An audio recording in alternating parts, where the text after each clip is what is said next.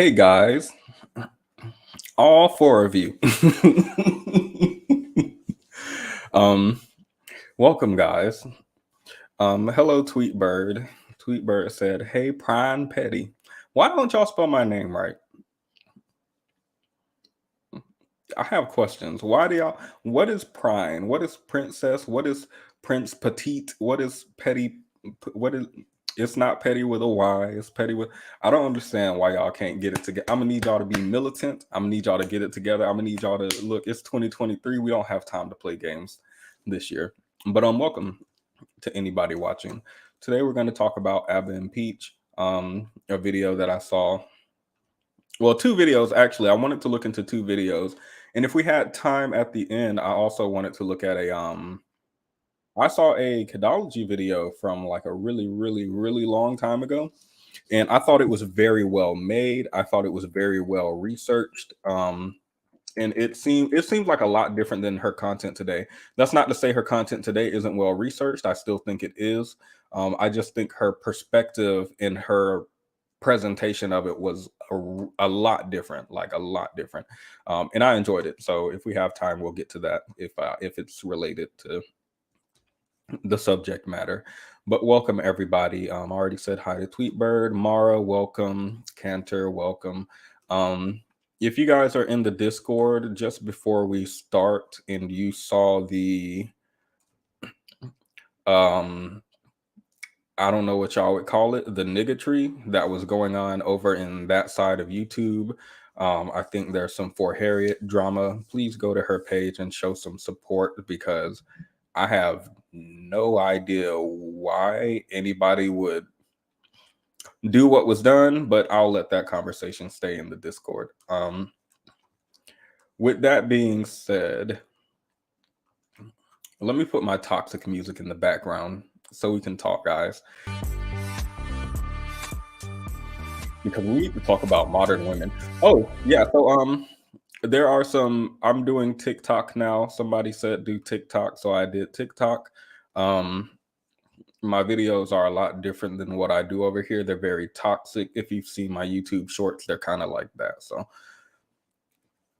yeah, I don't think you guys watch my shorts. I did a poll and y'all said y'all don't watch these shorts at all. Y'all don't care. It's fine. Y'all don't care about anything but a whiteboard. But I wanted to talk today about hello, welcome everyone again. Hey Lambie, I haven't seen you in a while. Welcome. But so I saw Abba and Preach video, to cut to the chase, and the video happened to be about a case that I was following recently, and there was a 31-year-old woman. Let me see if I can pull up the article.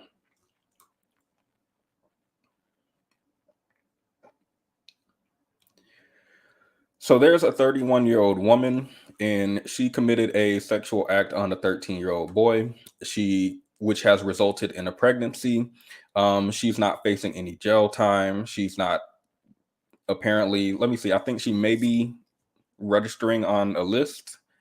I'll have to look into the article a little closer.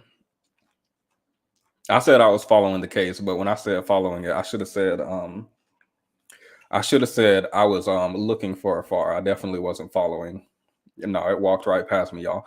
But it was, the interesting part about the case is, based on what Abba and Preach said in their video, she's going to be registering on a list, but she's still going to be keeping custody of the child.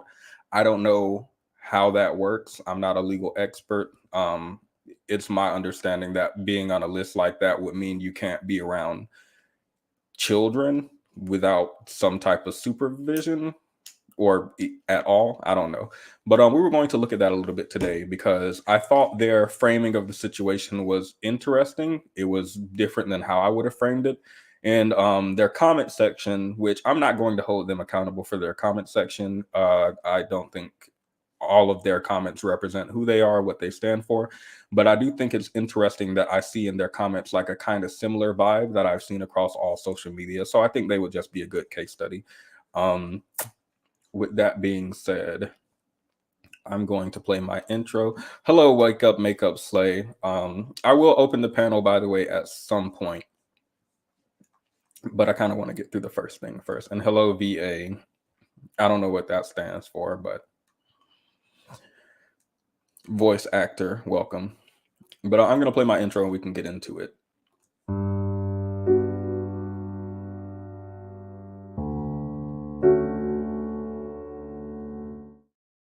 Wait, so y'all don't like my other intro? Hello, Oyodoy. Welcome. Y'all don't like my other intro?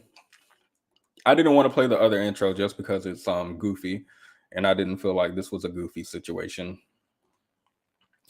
Yeah, no, we don't want the big booty B words intro right before we get into this. So let me present the evidence in question. Let me make me big. So, oh man, that's a really unflattering screen cap. That's definitely going to be the thumbnail after this video is done. He butchered your name with confidence. Wait, who butchered my name? I better not be over. Y'all better not be talking about that beef on the other side of YouTube. I have nothing to do with that.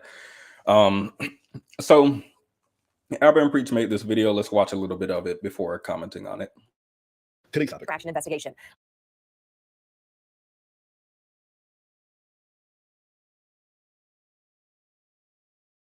Today's topic. Fraction investigation.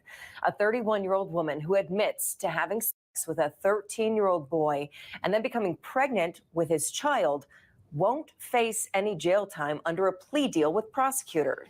Adam Serrano gave birth to a baby boy. She admitted to having sex with that 13-year-old.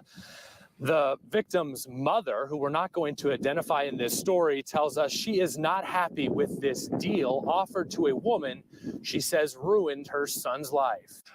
Okay. What's the deal? No jail time. For and you do what? Well, they're probably going to do probation. They're probably going to do some supervised. You're on offenders list. I didn't know you could be on offenders list and have a child. First thing first. Am I the only one that thinks that's kind of weird? Imagine being put on an offenders list and also being allowed to keep your kid. Is that a thing? I mean, if the offender is a woman. I may be unaware. Let me just pause and say, Preach be making some funny faces. I did like that they zoom in. Yes, the child is 13. Just to reiterate for anyone who came in, welcome, Shaw. We're going to be talking about this case. So to clarify some information, the woman is 31. I thought she was a teacher. I might be thinking about a different case that has happened recently with the same age as a 31-year-old woman and a 13-year-old boy. She's not facing any jail time. The DA cut her a deal. She will not receive jail time because she needs to raise the child. Now that the child is born, she will keep custody of the child. And that's the deal so far. So let's listen to a little bit more. I actually don't know how this shit works. That's crazy. Because there's plenty of offenders, I'm pretty sure, who do get to keep their kids. Yeah. Okay. So yeah. First thing first, you have to understand one thing that pops up in their mind. It was sexual, even though if there was intercourse and there was a kid. Because in the law, for certain people, for certain states, for certain places, it's only men that can rape. It's only men that can, and since it was consensual or whatever. Wait, you just said all that, but I actually don't even know. Is that true? Are you sure? In some place, well, because of the way the law is made, because it's written that it's a penis, right? But that's not like that in America. It depends of the places. Or I think. Okay, so to clarify some information here, I hope I'm not misquoting, but I looked this up in the Department of Justice archives, which you guys can go and do yourselves. So this was a post that appeared at the courtesy of Susan B. Carbon. She's the director of or at the time of this post, was the director of the Office of Violence on Women. And she talked about how it's a victory for survivors of R and SA and their advocates because the Attorney General announced a newly revised definition of R. So the previous definition had to do with carnal knowledge of a female forcibly and against her will. And that definition, which has been that definition since 1927, is pretty outdated. It's pretty narrow, and it only includes forcible male penile penetration of a female. The new definition was penetration, no matter how slight, of some words that I can't say on YouTube probably with any body part or object or oral penetration or blah, blah, blah, blah, blah, blah. This was really important because now the definition of being ARD is broader. So people who are ARD can actually be included in this definition, as well as now men can also be included in the definition. Since, like Preach said, the previous definition was would pretty much only affect females. I think there are different laws regarding like sodomy, for example, when it comes to male on male crime, but this law was good as far as broadening the idea of our ideas around being ARD or being essayed. 13-year-old can't consent. No. So in my understanding, at least in my state and most states that I've ever been in, is that even if a underage person consents, they can't legally consent, right? Like if I'm drinking, for example, and I say I consent to this, or yes, we can do it, I technically can't consent because I'm not of sound mind. We've decided that children are not of sound mind to make decisions like this. We've decided that maybe people with certain mental disabilities or who are incapacitated in certain ways are incapable of consenting. So even if someone who's under these affected definitions say yes, it is not considered consent because they cannot legally consent. So even if the boy was like, yes, I want this, as an adult, it's your responsibility to, like, they can't consent. Yes. I don't think that's what Preach or Abba was saying, by the way. I think he was talking about, I don't know if that's what you're responding to, but I think he was talking about the definition of rape. To my knowledge, that definition is now outdated in all states. I may be incorrect. What I was just reading from regarding the updated definition was from 2012. So to my knowledge, after 2012, this is no longer, what he's saying is no longer correct, at least in the United States. But he was correct as far as old times. Petty, you have amazing eyebrows. I'm seething with jealousy. Yes, be jealous. I did my own eyebrows and I cut this into it. I did a really bad job, so I'm not going to come close to the camera. It is what it is. And welcome, by the way. But yeah, I just wanted to pause for It's that. like penetration is what they define as. But penetration by what? Because if it's not the member of, so if it's fingers, it's not going to be considered grape. Because if it's fingers, it's not grape. In some places it has to be penis. Okay, You know what I mean, I'll take your word for it. But or you could check. No, I'll take your word for it. It's fine. Keep going. Depending on where you are, so it could change. So there's that. So it was assault. Mm-hmm. Like if it was a man doing that, it would have been a whole lot of charges. So and then. Hello, Alicia. By the way, regarding what he just said, he may have not even been talking about the United States. So yeah, it could be in other places. Still that way. After that, the no jail time is a mess, bro. Yeah. Like I can't. I mean, you have to imagine. Archangel asked, "Are they a couple?" Yes, they're a couple of goofballs. This 13-year-olds at school eating PB and jelly at lunch. Tim, how's your son? That's wild. You don't even As a 13-year-old, like that's crazy to be a dad. Yeah, That's 13. insane. You don't even eat your own. You don't even do your own lunches, but you're gonna eat your teacher's lunch. That's crazy. You know what else? 13. If she gets to keep the kid, think about this. Think about this. Think about that. That being said, the grandma wants to see her grandchild. She got to visit her child's grandpist back in Barbados eating coconuts by the water. I was picking coconuts in Barbados. Yeah. Sorry. You're foul. So, that being said, coconuts by the Yeah, I think that is. I like that they pointed that out. I like, first of all, in the first half, I didn't like that they joked about it. I think it's a serious topic, and I would have liked them to be more serious with it. But they're comedians, so I generally give leeway for people who are like, that is the type of content that they do, jokey, reactionary content. So I don't really care. But I do like the framing of it because I think they point out the seriousness of it, like the idea of being a 13-year-old boy talking in class, and your friends are like, I don't know what 13-year-olds do. It's been a while. They play with dolls. I don't know what kids do in school. Walking in a lunch line And like the idea of other kids playing with cars while you're like filing your tax return for your dependent, like feels like not, this feels like really inappropriate for a child to be doing. It feels like shocking for a child to be in this scenario. I think we had 1, 2, or 3 people who had children in my when I was in middle school, and like it kind of, I remember one of them finishing school, and then the other 2 were like, I live in a small town, so they like took off, worked on the farm, worked on a farm, and took care of their babies. And like that's their life now. That's crazy to think about at 13 years old. And I do like that they point out, even if they're doing it in a joking way, I like that they point out the seriousness of being a child in a scenario forced into the position of an adult. That being said, this is actually a serious topic, but I just can't. Yeah, but it's No, think about it though. You want to see your grandchild, you got to go see your child's rapist. Yeah. No. Your child want to see their kid, they got to work out an agreement with your. Well, it's gonna be what's on the grandma because she's gonna be the one who's gonna have to do a lot of this middlemaning. But that is insane. She has fucked up this kid's life in so many ways. Forget childhood. It's like he's a kid having to raise a kid, but he's not even ready to raise a kid. Like he's never going to go through that 18 to 24-year-old phase where he's figuring life out. He got to be a parent right away. It's already one crazy thing to do that, to not even wear protection, to not even do that, like to fuck up his life that way, and for her to get 0 jail time. My girl, you are sick and demented, my girl.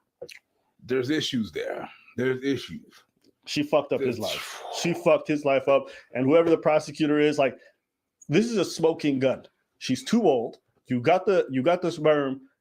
This is why I suspect. I think the reason why they did the plea deal, and this is my suspicion, is because who's going to take care of the kid? Yeah. I can't go to jail. I can't birth the kid in jail. And I can't take care, like I gotta take care of the kid. That's the only thing. Because if this was a woman, so again, I don't know the laws around what happens.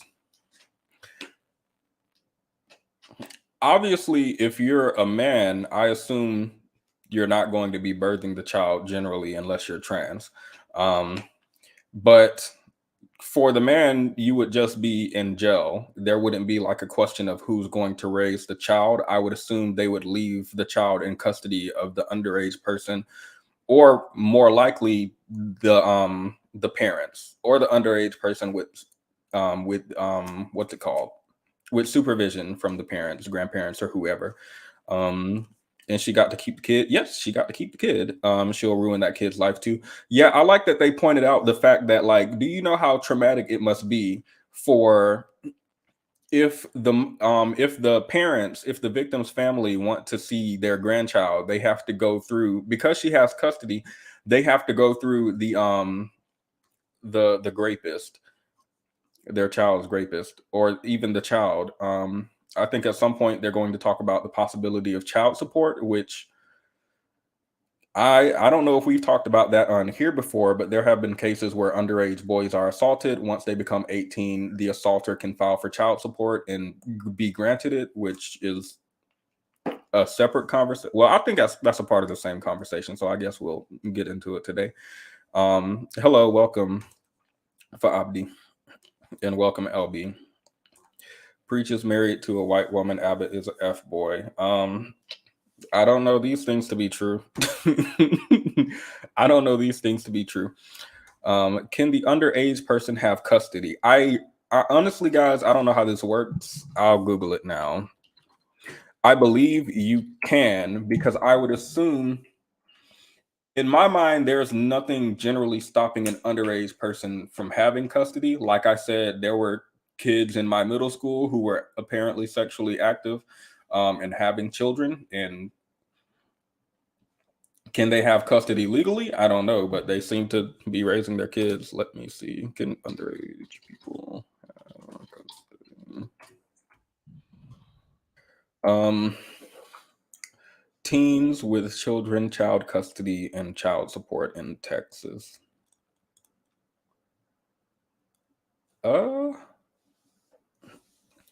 So yeah, this is a question of can minors have custody? Ask Jana says legally no. We can trust her. She's in my comment section, so we know she's probably a lawyer. Only the most elite of people over here. I'm looking.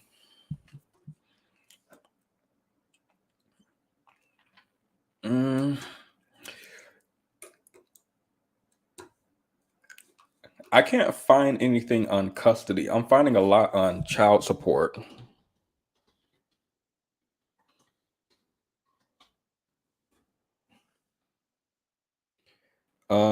It's no longer uncommon in Texas for a minor to be the parent of a child.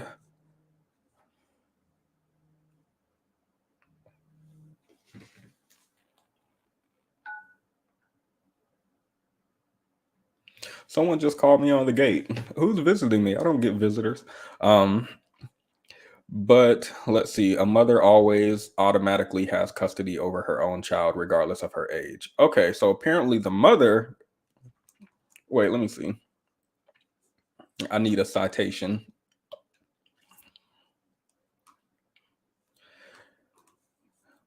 I don't think I'm going to find a good answer for this on stream. It looks like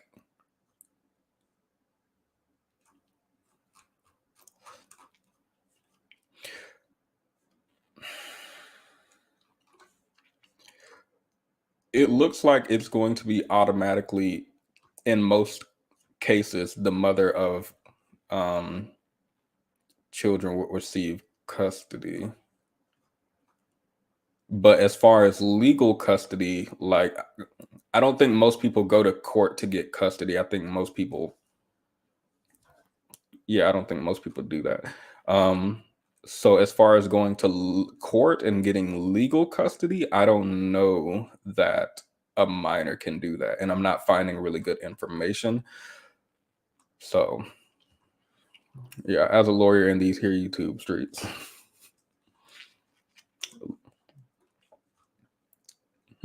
So I'm going to say my guess is no as far as legal custody, maybe like unofficial custody, like I birthed the child and I'm taking care of it. But outside of that, and I also don't know how that would work with a male minor. Because again, all of the custody here is talking about a mother getting custody automatically after the child's born, because there wouldn't be question about who the child's is. So yeah, I'm just gonna have to leave that as an open-ended question. Maybe we can talk about it in a different live stream. Minors have custody as long as they're on the birth certificate. I don't know how y'all are finding info I can't find, but it is what it is. But I'm gonna play a little bit more just so we can get through the video. I don't think they would. If there's a man who had done this, I don't think they would have shown him anything. No, of course not. So I think it's because of that. As she is not happy with this deal offered to a woman she says ruined her son's life. I feel like my son's robbed of his childhood. Now he's having to be a father. He's a victim, and he's going to have to live with that for the rest of his life. This mother says watching her son struggle with the reality he now faces breaks her heart. What has this been like for your son? It's caused him a lot of depression. He's shut down a lot. Now she questions why this woman won't face prison time. I feel like if she was a man and he was a little girl, it would definitely be different. They would be seeking incarceration. And I feel like because she's a woman, they're not. They're having compassion for her because she was pregnant. But I don't think they take into play, again, she was pregnant by a child.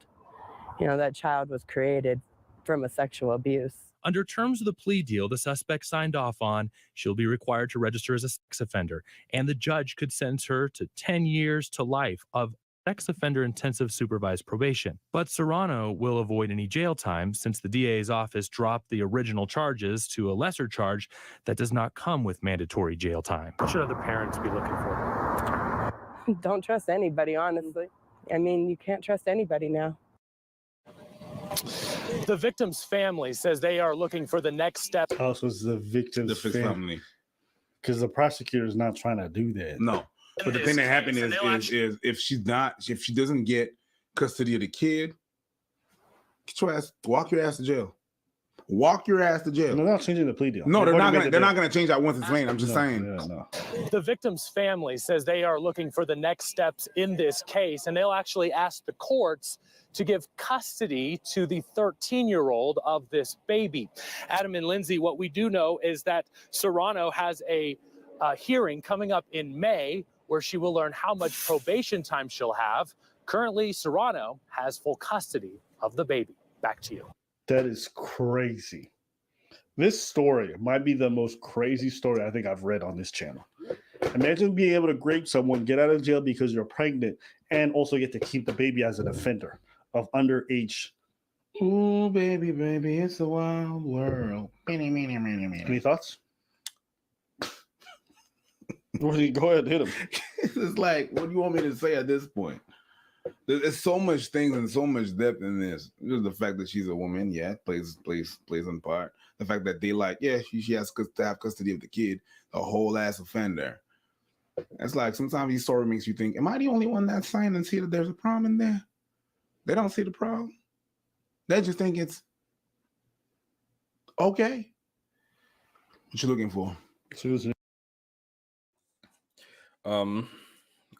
I'd be waiting outside her hospital room to beat her after my baby born bet. Yeah, so what I think, well, should I let the video finish? It's only like a minute left. I think what Abba preached in the presumably the mother or the victim, one of the women in the news story was a part of the victim's family. I assume it was the mother or whoever. And they seem to be having identities private just for the sake of the child, not since there's a child involved. But they are pointing out the fact that if this was a man, he would be under the jail, and rightfully so. I agree with that. If this was a man, there would be a lot less what seems like sympathy from the judge, from the DA office. It says cut them a deal, from the prosecutor, from whoever in the justice system seems to be having sympathy. They make the assertion that if this was a male who was committing this crime, they wouldn't be talking about, we need to get a lesser charge so that you can have custody of the child and care about the child, which I agree with. I would have liked for them to go into that more, but I'll save that critique for the end of the video. I'll let it go ahead and play through. Any more info? It's just crazy. Now we don't know what was the relation. Like, I assume it was a teacher, right? They didn't mention that, but they didn't mention that, so it's probably not even a teacher. And when the mother said, "Yo," she got neck tattoos. I don't think she's a teacher. Yeah, and then she said, "You can't.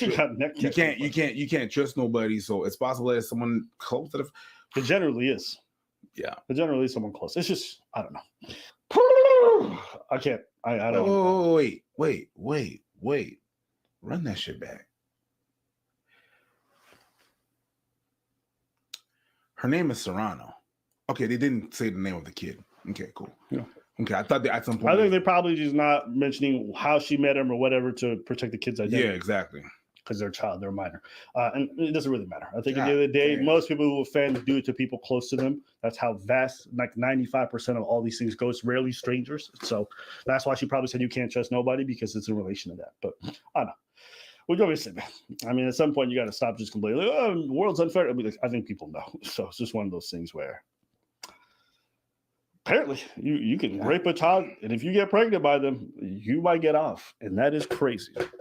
Anything else you want to say? Nah, man, this is just crazy. I'm just trying to find something on the mom, on the perpetrator.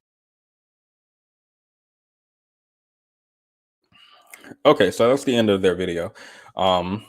After their video, of course, I went in the comments. Again, I dislike their framing. Apparently, if you're a woman and you get pregnant by raping a child, then you can get away scot-free.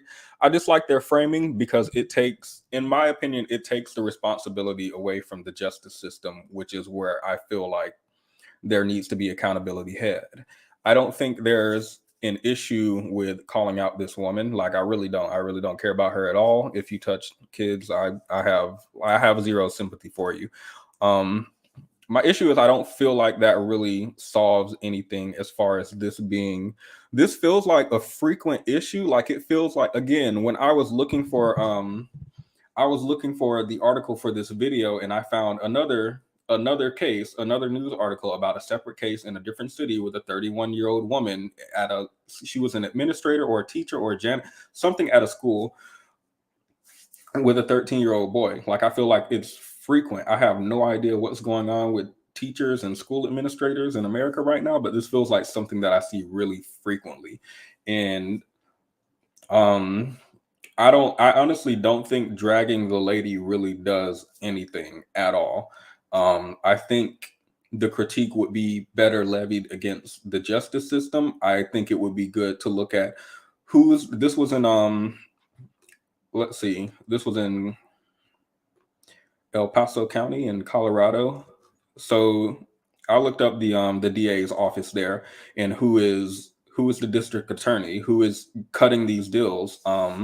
The district attorney, his name is I don't know if I can legally say his name out loud, and I don't feel like fighting attorneys, but he is a man, and he blah blah blah blah blah. I'm here on his about page regarding his background and stuff like this.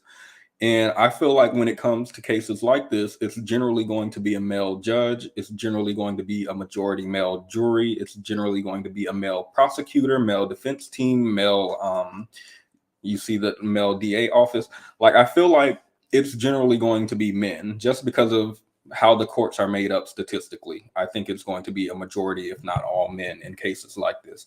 So when it comes to the idea of this being like a double standard or this being unfair, I agree, but I feel like the critique would be better levied against an actual system that fighting that system might do some good to the male victim, right? If we actually send email, I'm writing an email to the DA, I'm writing an email to that court. I don't know if I can do that publicly on my channel. Like, I have no clue what the law is regarding. I don't know if they would say I'm inciting something if I tell y'all to write them. But yeah, you can look them up and see who they are and their email and phone, like, and you can call in with complaints, which I've done something like this before with my who was it? One of my state legislature, my state lawmakers.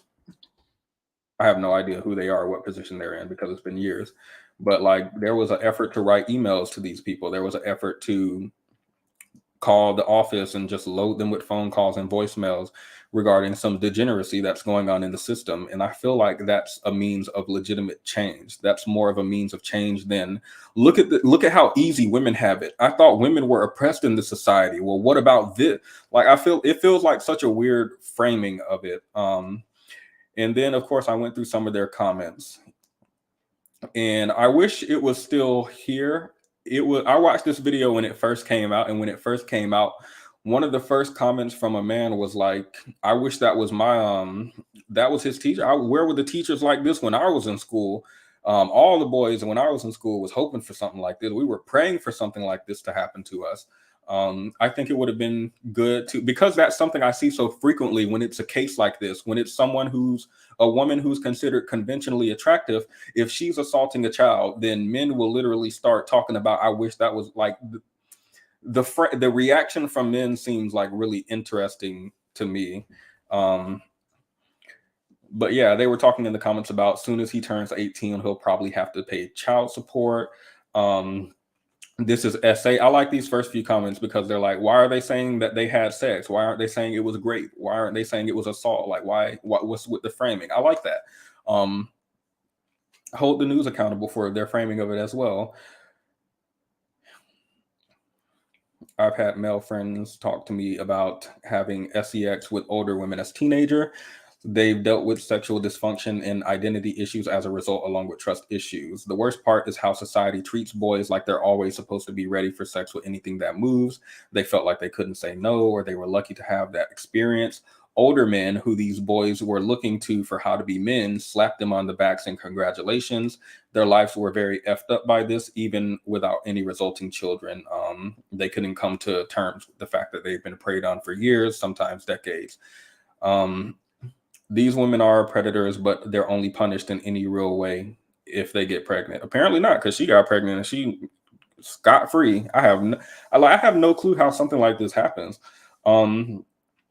Even this comment is really weird. It talks about there's a societal stigma. There's a you'll go to other men for guidance as a young boy. If this happens to you, you'll try to confide in them, and instead of like consoling you, they'll like high five you as if this is something you should be happy for. There's the pressure to have sex as a man, and how we've been in the manosphere and in the red pill before and looked at the videos, and there's like such an emphasis on men having sex. We've looked at the incel community and how like these men seem to have issues communicating with women, let alone each other. They have problems communicating with other men and making friends and stuff like that. I think this is statistically a significant issue for most men, not just incels, but they have trouble finding and making male friends, maintaining male friendships, let alone talking to women. And instead of like focusing on something like that, there's an incel community where it's like, I'm involuntarily celibate, as if having sex is like the most important. Forget like communication skills, emotional connection, or becoming a better person. It's like, how can I have sex? How can I have sex? How can I have sex? So it feels like kind of the societal expectation for men is really sex based, and this can cause some detriment, especially if you're a young boy and something like this happens to you and society is telling you that this is something that you should be thankful for. 0 jail time for female predators is no longer a shocking fact. Again, it feels like a weird presentation. Why are they not mad at the judge? Why are they not mad at the DA? It feels like nobody is talking about this. And it feels like whenever a case like this happens, when I look up the judge, when I look up the prosecutor, the defense team, the jury, it feels like a majority, if not all men, which this feels like a male issue that needs to be solved by men. I think there are going to be devious people in society. I'm trying to say it as YouTube friendly as I can. So when it comes to people doing devious things like this woman, my expectation is that she's going to, in my mind, to hold her accountable, she needs to go through the justice system. And that justice system needs to punish her appropriately for whatever the crime is. This I consider an especially heinous crime when it comes to adults doing anything to children, even if it's not sexual. So she needs to be held to account for that crime by way of the justice system. She needs to be given the appropriate punishment. She needs to go to prison, jail, wherever she needs to go. And then as far as the child, I don't think anyone who does this to children should have custody of their child. So why is it that when it's time to hold her accountable, she goes to a court system that's a majority men, and the men say, it feels like the men are like throwing up their hands and giving up. I don't understand it. I guess that's kind of my issue. It feels like when I listen to their video and when I look at the comment section, it's framed as, instead of actually talking about something meaningful that could solve an issue like this, people would rather be like, here's one comment from Kimberly. Okay, so the one comment, this comment says we need to hold the judges and prosecutors to account, but it's from a woman. Like, my issue is, where are the men who have this perspective? Like, I don't feel like anything's going to change if you just sit in the comments here. See, this is the problem with females these days. Females have it so easy. I thought women were the what's it called? Somebody said women are a protected class, which don't make sense because they are. And it's like, I don't know how to articulate what my issue is with the framing, but it feels like this doesn't really solve anything at all. At this point, I think I'm repeating myself, so maybe we can move on from here. I did want to go through a few more comments that I saw from some guys. These aren't like obscure comments that I had to go and search for. These were like the first comments on, I saw this on Instagram before I saw it on their video, this news article. and I screenshotted some of the comments. If I can find them. If I can find them, I'd like to go through them. If not, then it's fine. We'll just move on. Oh wow, these are some interesting comments. Our lunch ladies never looked like this. Where were these women when I was in school? Again, these are all comments from men. This was on Instagram. Let me see if I can pull it up on my computer so we can all look together. I don't want y'all to think I'm making stuff up. No, I can't. Let me get in the comments too. My bad. I don't want to ignore y'all.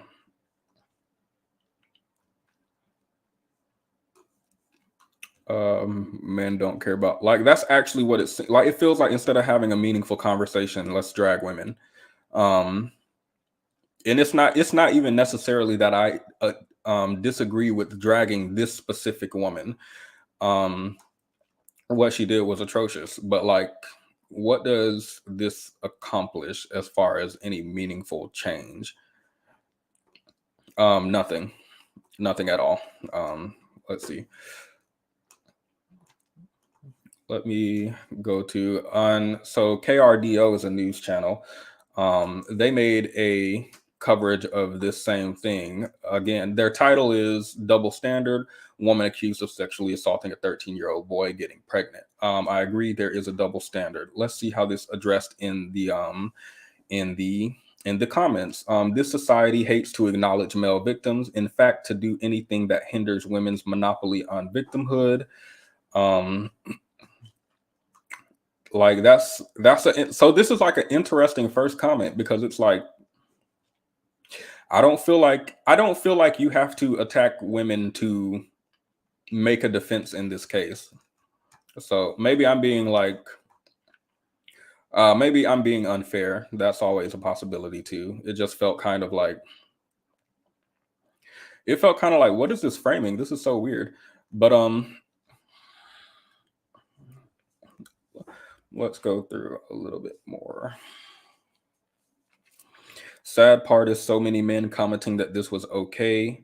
But when these same disturbed, okay, so this is someone was saying it's really interesting how people, when it's a teenager, people feel a different type of way than if it was an actual child, like a really, really young child. But to this commenter, they're the same. Let's see. This was an interesting take. Most men think this is okay because they too were victims of SA like this as a child, from teachers, aunts, moms of friends, neighbors.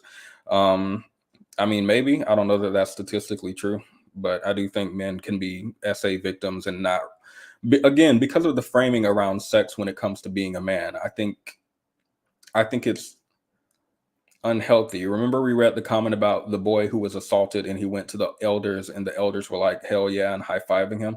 Like, I do believe there can be people who have been SA'd, especially boys, and just think that this is just cool and this is something that's happening. One of the men said, only women are tripping on this one. It's a double standard. Where's the victim? The boy is a local legend to his peers forever. One of the older men in the comments said, you guys are saying this is sick today, but back in the 90s, this was different. Being 14 was different. So that we wouldn't call this victims. And like I guess he was talking about how, I guess, teenagers were considered older in the past, which is true. But I don't know. It doesn't feel useful in this it doesn't feel useful in this conversation.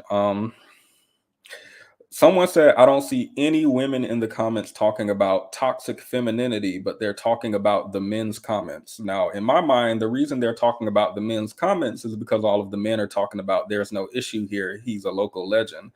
So I don't know what femininity would have to do with this. The only comments I see from women are like, this is disgusting.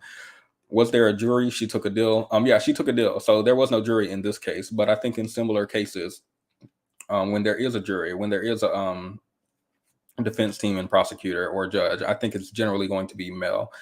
Hey, Miss Deeds, welcome.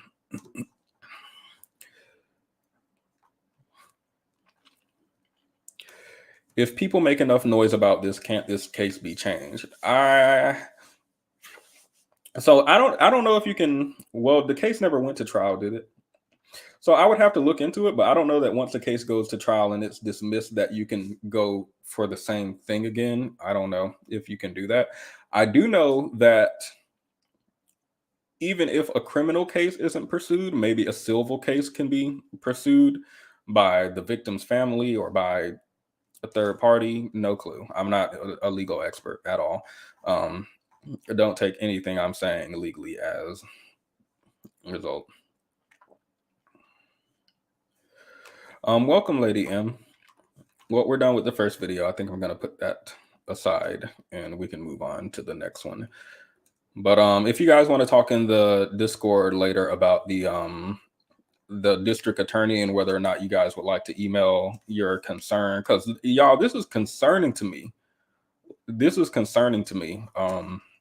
Then we can maybe do that later. But let's go to their second video, which is going to be on the single young male crisis. Apparently men are lonely. I've never heard about this before.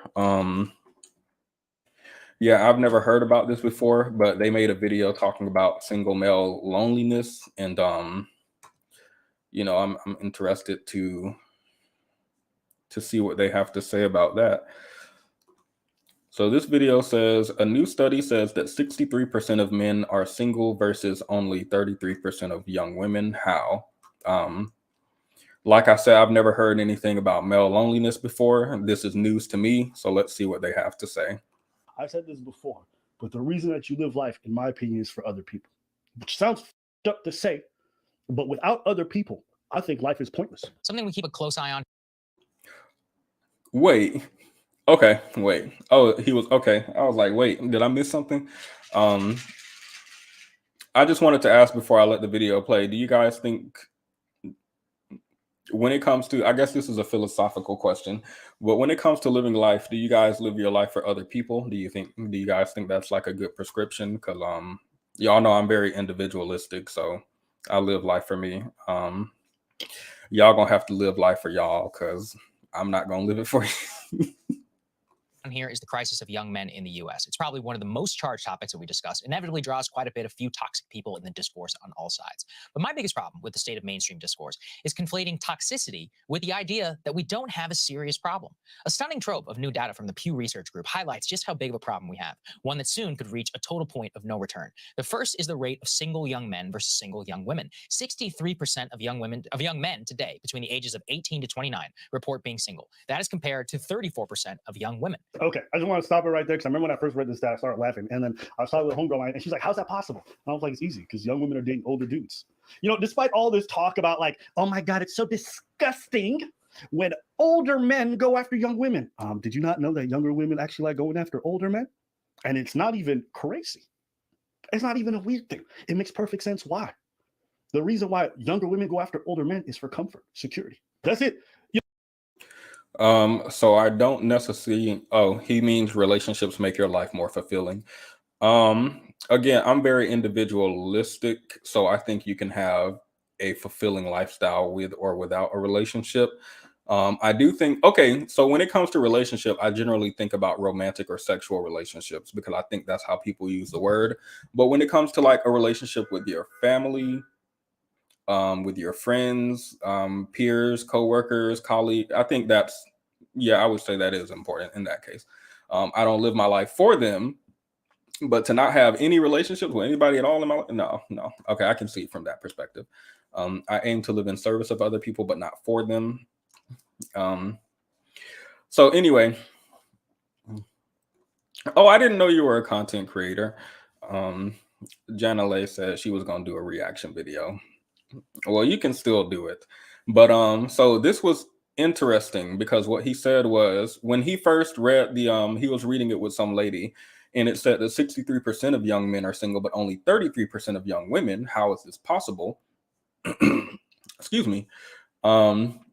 Abba's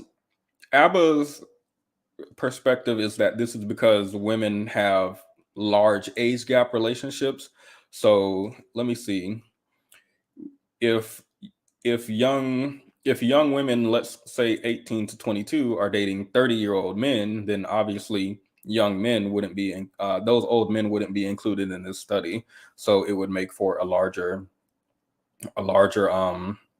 pool of single young men. Now, the research article, I don't know if they are aware, but the research article that they linked does not suggest this. Women are generally in age gap relationships, but it tends to be slightly older men. So I think he just articulated, he was like, oh, I don't know why girls call it disgusting when with these 10-year age gap relationships, when those are the men that they're looking for. Generally, those aren't the men that they're looking for. It looks like, according to the article that they linked, the average age for the first marriage is around 30 for men and around 28 for women. And that tends to be how the dating is too. Generally, women date like a few years up. So yeah, I don't think there's like when it comes to age, I don't think there's an extremely large age gap in the way that a lot of people articulate that there is when it comes to men and women. Now, this research did take into account the fact that hold up. Let me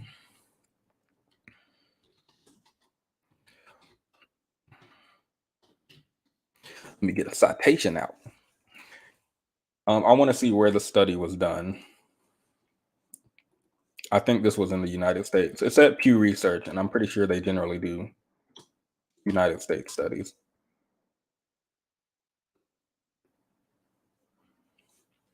Yep, Pew Research. Okay, so in the US at least, 1/5 of Gen Z identifies as queer, and because Gen Z makes up a large portion of this, this is a Gen Z study, and the research suggests that bisexual and queer women make up a large share of young adult queer community. It looks like 20% of 20% of Gen Z identifies as queer. Wait, is queer? I thought queer was like gay or lesbian. Is that different? I guess that's different because LG is lesbian and gay. And Q is Q not? Now I gotta Google what does LGBTQ stand for? Hold up.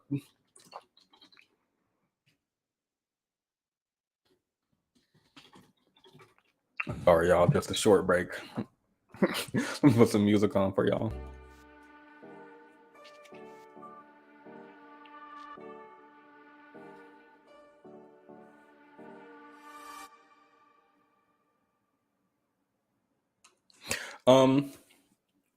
It looks like Q stands for queer or questioning. What does that mean? Questioning. I feel like if you're never mind. Let me not do that today. So hold up. What does the Q in LGBTQ stand for? So this is weird. So queer or questioning their sexual or gender identity. So it looks like the Q, the T in the Q and plus has to do more with identity than it does sexual orientation. That's interesting. I didn't know that. I actually didn't know that. We learned today, guys. See, we'd like to do a little learning over here. I'm actually, while I look into this, just so you guys don't have a pause, I didn't know if anyone wanted to come up and comment on the last video that we watched before we get too far into this one. So I did put the link in the comments if anyone has anything that they would like to say while I do a little more LGBT research, because I didn't know the Q stood for questioning I knew the Q stood for queer in my mind, but I never knew that. Hold up. So I've been wrong all these years? I just Googled what does queer mean and it says strange or odd. This feels homophobic to me.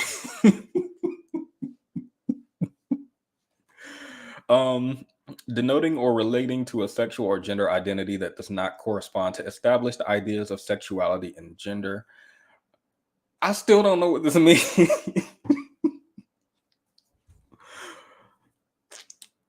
Wait, what does LGBTQQIP2SAA mean? Wait, what? LGBTQQIP2SA is any combination of letters attempting to represent all identities in the queer community. What? This is not real, y'all. Google is playing with me. Petty, excited he found. Excuse me. I'm canonically hetero-flexible. Y'all are not about to put me into no LGBT. I don't identify with those people, and y'all not gonna convince me that giving the homie's head is gay. LB, you had comments on the last video. No, I'm out here not following directions, trying to get put back in the corner. Mm-hmm. So can you Man. tell me a little bit about, since you're not following directions, can you tell me a little bit about what it means to be queer? Are you queer? I am. You don't have probably- to be out loud up here. No, like I'm apparently. So I've been talking to my gay cousins about this because they're like they're split. Half of them think I'm a lesbian, and half of them think that I'm either bi or pan. I thought that I was bi, but I think I might be pan because apparently not caring if people are trans is a pansexual thing. So I'm still, figuring that part out, but I'm pretty sure that like men just generally aren't it, and every once in a while I like one of them. And so then this isn't queer. This is questioning. I don't think it's questioning because I know for sure that I like women and I like people in general. So this is queer. Hello, cultural misfit. I think that I definitely probably fall in the pan or bi category. Is that a part of the LGBTQA plus? I don't yeah, but I personally I don't like being in the queer category because of the way I look at it, but some people just look at it as all encompassing. I am bothered by the Q halfway standing for questioning because I'm not like questioning what I like. I'm questioning what y'all call what I like, if that makes sense. Okay, now I'm looking up queer and it says that it used to be or may still be a slur against the LGBT community. So I feel like, am I tripping? I feel like it's always, well, not always. It used to be LGBT, but it feels like widely adopted to say LGBTQ plus. That's actually what I came up here for, to talk about the Q. So queer, like the word before it was used to identify homosexuals and others that are not hetero, queer just meant weird, strange, like what you looked up in the dictionary. Like that is a word. Now, like when they decided to be discriminatory towards queer people, they use the word queer literally to mean what the definition of the dictionary meant. But it's like one of those words that like over time has evolved and now people use it in a positive sense. I think some generations would still see it as a slur and some fully embrace it. So it's like the N word for the LGBT. I don't know if I would say all that, and I'm not comfortable speaking for the community because I feel like they don't like people like me, the gray area people. Now this is interesting. I watched a video that was saying that we should separate the LGB from the TQ plus or whatever because your gender identity and your sexual orientation are two different things and that they should be two separate whatever. And it was a gay man who was doing it and he was talking about how he don't I feel like it would be weird for me to say I'm not a part of the Black community. Is what I'm saying. So like the way that I kind of look at it is like, like I tell people all the time that I feel like a white passing Black person like during segregation. And I know that's like an extreme comparison. So I know that I'm completely ridiculous for saying that, but that's how it feels. It's like I'm allowed in straight spaces because nobody assumes that I am any kind of gay. But when I go to gay spaces, they assume that I'm all kinds of straight and that I'm just confused or questioning or like, that type of thing. So it's kind of like if I was back in the day, like a white passing Black person, the Black people, like they gonna it's kind of opposite. Like, so the Black people accept me, but then the white people would be like, nah, you Black. I'm making no sense at this point. Realized that my analogy didn't work like halfway through. Anyways. Yeah, I just feel like the Q for me is not like, it's frustrating because I don't like the you don't know what you want thing. It's like, nah, y'all don't know what you want to call me. Okay, well, you've come up and tried to explain. I've been on Google, and I still have no clue what. I understand questioning. I don't know what queer is outside of, I guess, not being straight. Is it just maybe? Is there any queer people in the audience? Like people that identify as queer? Apparently, y'all separating the LGBT community. I didn't know about this, so you can't ask me. I've dated queer people, but I can't speak for them. As a hetero flexible man, I can't really identify with the LGBT community. I have no clue like what goes on. I don't go to the meetings. Like I have no idea what's going on at any point. So if there are any LGBTQ plus in the audience, y'all are welcome to come up and explain what Q is. I'll also do some research on my off time. I would like to formally apologize for my ignorance and my hetero privilege, and I will do better. I can do better. Thank you. Let's watch a little more. You can stay up if you'd like, but I'd like to, if no one else wanted to talk about the last video, then yeah, I wanted to play a little bit more of the Abba and Peach. I'm gonna just linger. You know, we talk about how crazy everything is economically speaking. Rent's increasing, everything's more pricey, yet people still want to live a good quality of life. Guess what? Your average 22-year-old in college is not going to be able to give it to you.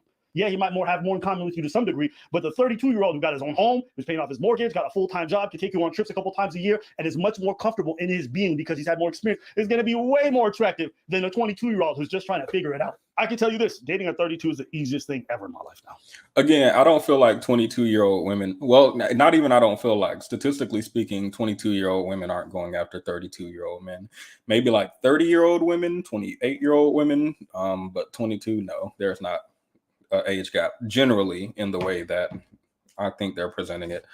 But I do agree with them about women wanting like security, women wanting, you know, times is rough out here. So you might want to date someone who has like stable income. Do you really think these 22-year-old men are going to have a stable income?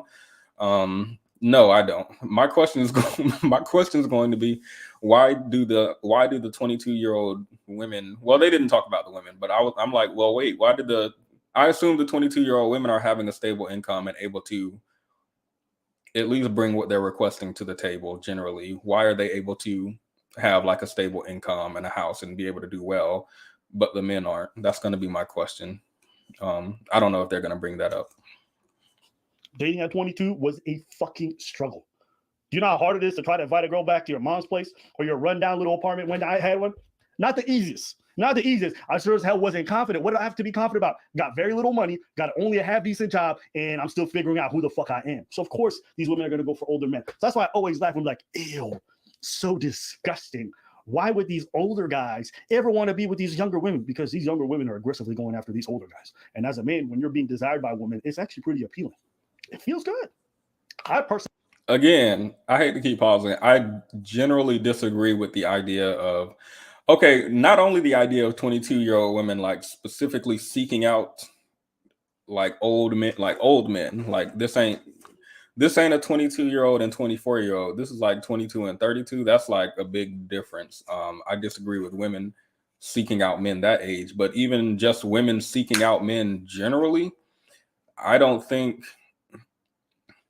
I mean, maybe I'm wrong. I don't think that 32-year-old men are being approached by women. Maybe 32-year-old men are approaching women and being accepted more by women because they have good finances or good hygiene or whatever it is that you have as a 32-year-old man that you don't have as a 22-year-old man. Stable income, home, whatever. But I don't think women are like chasing men generally, let alone men who are 10 years their senior. No, if your knees pop when you stand up out of that lounging chair, I don't think women are coming after you. There's also the framing of, I think this is like a common manosphere thing. I don't know if they're a part of the manosphere, but like the idea that men in their 20s, oh, it's dating is tough. I think dating is tough at all ages, but in different ways. But men in their 20s, life is tough and everything sucks. But then when a man turns 30, oh, your dating prospects go up and you start getting as many women as you can. I don't think this is statistically true. I think dating gets harder for both genders as you age, or maybe harder is the wrong word. I think most people through experience dating like build a better standard, and so they accept less outside of that standard, which means that you're going to date less people, but then the people you do date are quality, which may make dating feel like it's, I don't know. But no, the framing that men who are 22 are like dumb and broken, stupid, and can't get dates, and then they turn 32 and turn into George Clooney. I disagree with that premise. Again, I'm going to point out Preach be having the best face. I can freeze any frame, and Preach is going to have a face that feels like me on any given day. Matter of fact, I'm about to screenshot it. LB, did you have anything before I continued? Yeah, I was actually going to ask if I could. So, just this is anecdotal, of course, but in my experience as somebody who was actively dating people, like I want to say about 5 to 10 years older than me in college, so between 19 and like 22, I would say that most of them approached me and then I said, yeah, sure. Because I'm thinking like I'm a broke college student and he gonna take me out and take me to nice places and I get free meals. I don't have to eat cafeteria food for a day. Like, but I was not like, ooh, yeah, like I'm gonna start a family with them. I was like, ooh, free meal. And then like if they did extras, it was like, oh, I might like them. But what I found as like a young person dating that much older was that in hindsight, I was being groomed by people. And also I was being like just kind of taken advantage of just because of the lack of experience I had in life. And like I usually caught on pretty quick, but it was also like they were able to, trick me into questioning myself, if that makes sense, because they were older. Yeah, I generally dislike the idea of young people preying on. He briefly presented it as these young women be chasing after these old men. I generally disagree with the idea of the younger person being the aggressor when it comes to relationships like this. I watched something called, even if they are chasing you, I watched something called what's it called? TCAP, To Catch a Predator. I don't know if you guys are familiar with that show. I absolutely love it. There's this guy called Chris Hansen. He sets up a sting operation where he and the police pretend to be a young underage girl. They talk to men online. The men go to meet them in person, and then they hop out with the police. And they're like, Anyway, a lot of the time what these guys say, the reason I didn't like his framing is because a lot of the time what these guys say is, oh, it just felt good to be desired by someone who's this pretty. And like I feel like that's like a weird framing to have if you're 10 years someone's senior. Now, if you're like 40 and 50, 35, 45, like that's a lot different than being 30 and 20 in my mind, even though 20 is an adult. But I'm generally going to hold more responsibility on the grown up to not be sitting here like, oh, but it just felt good to have somebody young lusting after me. Like, I don't know, that feels like a weird framing to me.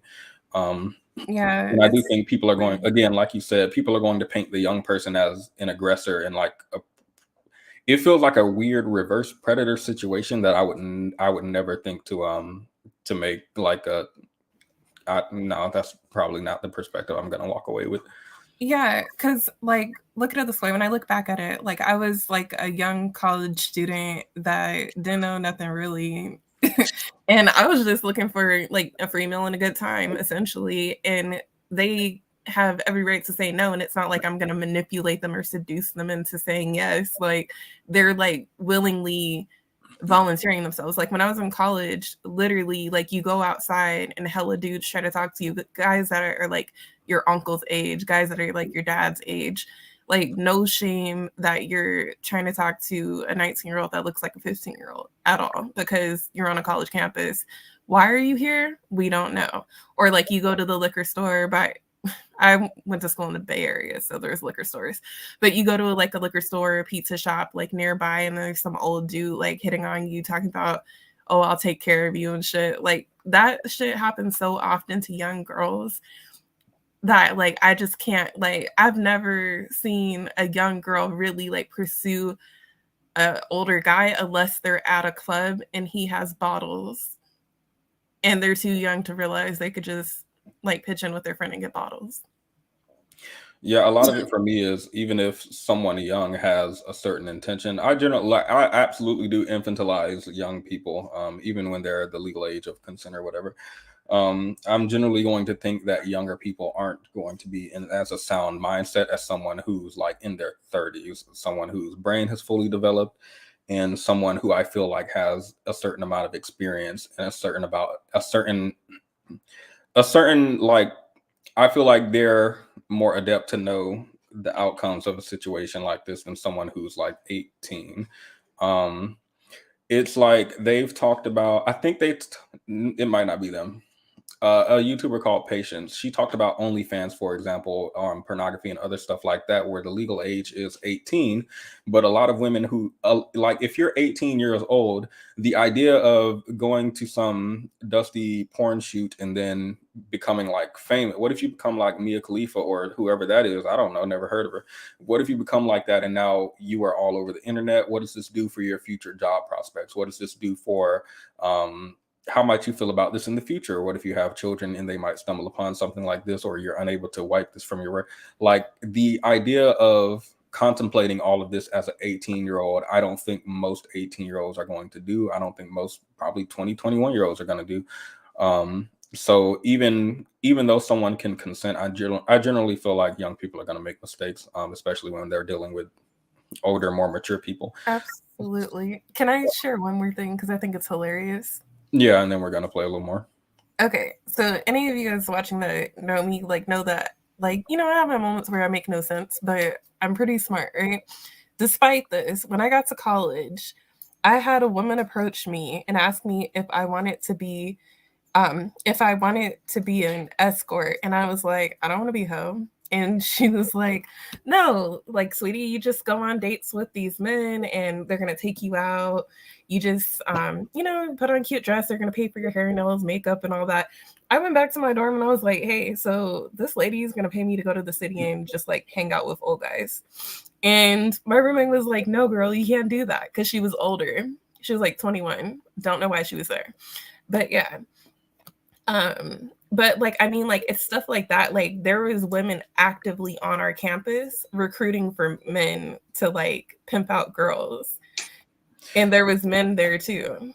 Yeah. Do you think like in a scenario like this, do you think the older person who's recruiting is going to be more adept, or do you think the 18-year like I'm not thinking that some young girl is going to be like, oh, what if the men like try to kidnap me? What if this is dangerous? What if they hold me at gunpoint? What if this is a sex trafficking? I don't think a young person is going to have that in their mindset. No, I was like, hair, nails, makeup, money, and I was like, I get to go out in the city, and I was like, and I asked her straight up, I was like, are they gonna expect sex? Like, are they expect me to kiss them? And she was like, oh, at most they might want to kiss on the cheek or something. And I was like, that's weird, but okay. But like in my mind, I wasn't like, oh, I'm gonna get kidnapped. Like, my friend brought it to my attention and it made perfect sense when she said it, but like before she said it, I was just like, oh, this one's like whatever, like cool. And I like didn't even need the money or nothing. Like, it was just, why not? And I just feel like that's part of being young. Like, you're just like, oh, it's fine. Like, not for everybody, because not everybody's as gullible. But I was just like, oh, fine, whatever. And I'm thinking, like, when I was in those situations, I'm thinking, like, I wanted to be a lawyer. So I was like, okay, going to the city, I'm going to meet rich old guys. Yeah, they might flirt with me, but they might also be able to, like, open a door for me or something. If they realize that I'm smart. Like, I'm thinking I could go out with these guys. Once they talk to me, they'll know I'm smart.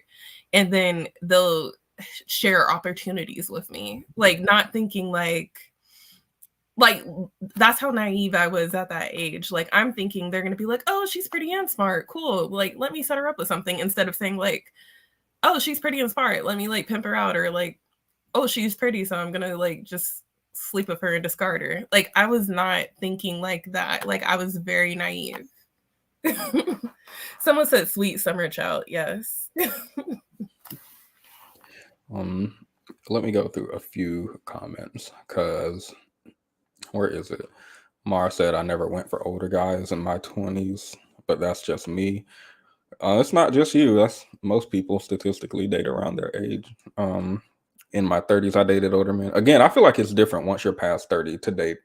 If you're dating somebody 10 years, you're senior. The difference between me at 18 and 28, I think, is a lot different than the difference between me at 38 and 48, for example. So I think that's different generally after a certain age. The short man never adds anything worth listening to. Okay, let me defend. The short one is Preach or ABBA. I don't know, but I went through a couple of their videos. Even though he doesn't talk a lot, when he does speak, I think he might be older, and he generally adds, in my opinion, a more nuanced take. ABBA, I think, is the light one is the younger one. Also, he's not short. These men are like 6'6" and 7'2". I have no clue. They look tall. And we're not going to disrespect the faces because those faces are given what needs to be gave. I think that Preach is probably about 5'10" and August probably about 6'2". I want to know if I'm right. Specific. That was very if y'all watching. When I was in my early 20s, men in their late 30s, 40s, and 50s were approaching me. I found it weird and disturbing. Yeah, like I really don't think high school girls are like posted up outside of the construction site hitting on. Like I really don't. I have no clue. I don't know. I look sideways when people say this. Oh, as a man, I have to fight them off. Once I became 35, I had to fight off 18-year-old girls. Like, what? Where were you in the school? Y'all, I have no idea. But like, yeah. Sorry. Dating feels like a task. It's rarely been fun for me in my experience. I think, in my opinion, in my worldview, people when they're younger, male or female, will accept a lot more in a relationship than when they're older. Okay, he cheated on me once. Okay, he lied, but he's going through. Okay, well, he doesn't have a lot of money, but we're in school right now. I just happen to be blessed with a good job, but we're in college, so it's not that right. I think people will make a lot more excuses. People are a lot looser with their boundaries. They're a lot less stringent when it comes to their standards and expectations in a relationship. As you date and you gain more experience, you're less likely to put up with a red flag like this. Like, oh, he didn't text back for 3 days, and when I asked why, he said he was busy. You didn't find time to say good morning one time. Okay, I don't feel like dealing with that. Whereas if they were younger, they might deal with something like that. Okay, he cheated, I'm out. He doing this, that, or that, I'm out. I think people put up with less when they're older, so it makes dating not as easy because your pool is essentially limited. But from the limited pool that you move forward with, I think it's going to be better. So is it as fun? I don't think so. Is it better? I personally think so. So dating is dating pretty easy when you're younger. Quality dating when you're younger, I don't think so. The short man is the comedy relief. I think they're both comics, but I have no clue. I knew women who dated older, good-looking guys with money, but cheated with guys their age. Uh-oh. If Denzel approached me, I wouldn't say no right away. I'd think about it. Are y'all checking for Denzel? Well, okay, whatever. Y'all, I'm assuming y'all are older than my age. I'm assuming. Things are different depending on if they're men or women. Generally, men are typically the aggressors. Yeah, I think that's true. As far as chasing when it comes to. Petty thinks he's an elder now, that his bones crack when he stands up. Look, I'm 17. I don't have time for this childish stuff anymore. My 17th birthday just passed 4 months ago, so I'm not even gonna respond to these childish comments. I'm too grown for this. Yeah. When they get caught and say whatever they need to. I think that was about the PDF files onto TCAP. Yeah, they'll say whatever. They will say whatever. Okay, let's go through a little bit more. The short one is Preach. I thought it was Peach. I thought it was Apple and never mind. Because culturally, sometimes I feel like there's a bit of a disconnect in terms of life goals. What do you think about this stat, this number? I agree. It's like, ew. Have you been out?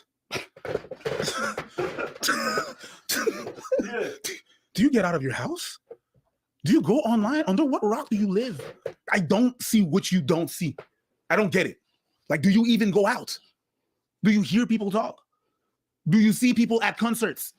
The people that buy concert tickets is women. The people that scream at concerts, women. People that try to go backstage for men performers or women performers, women.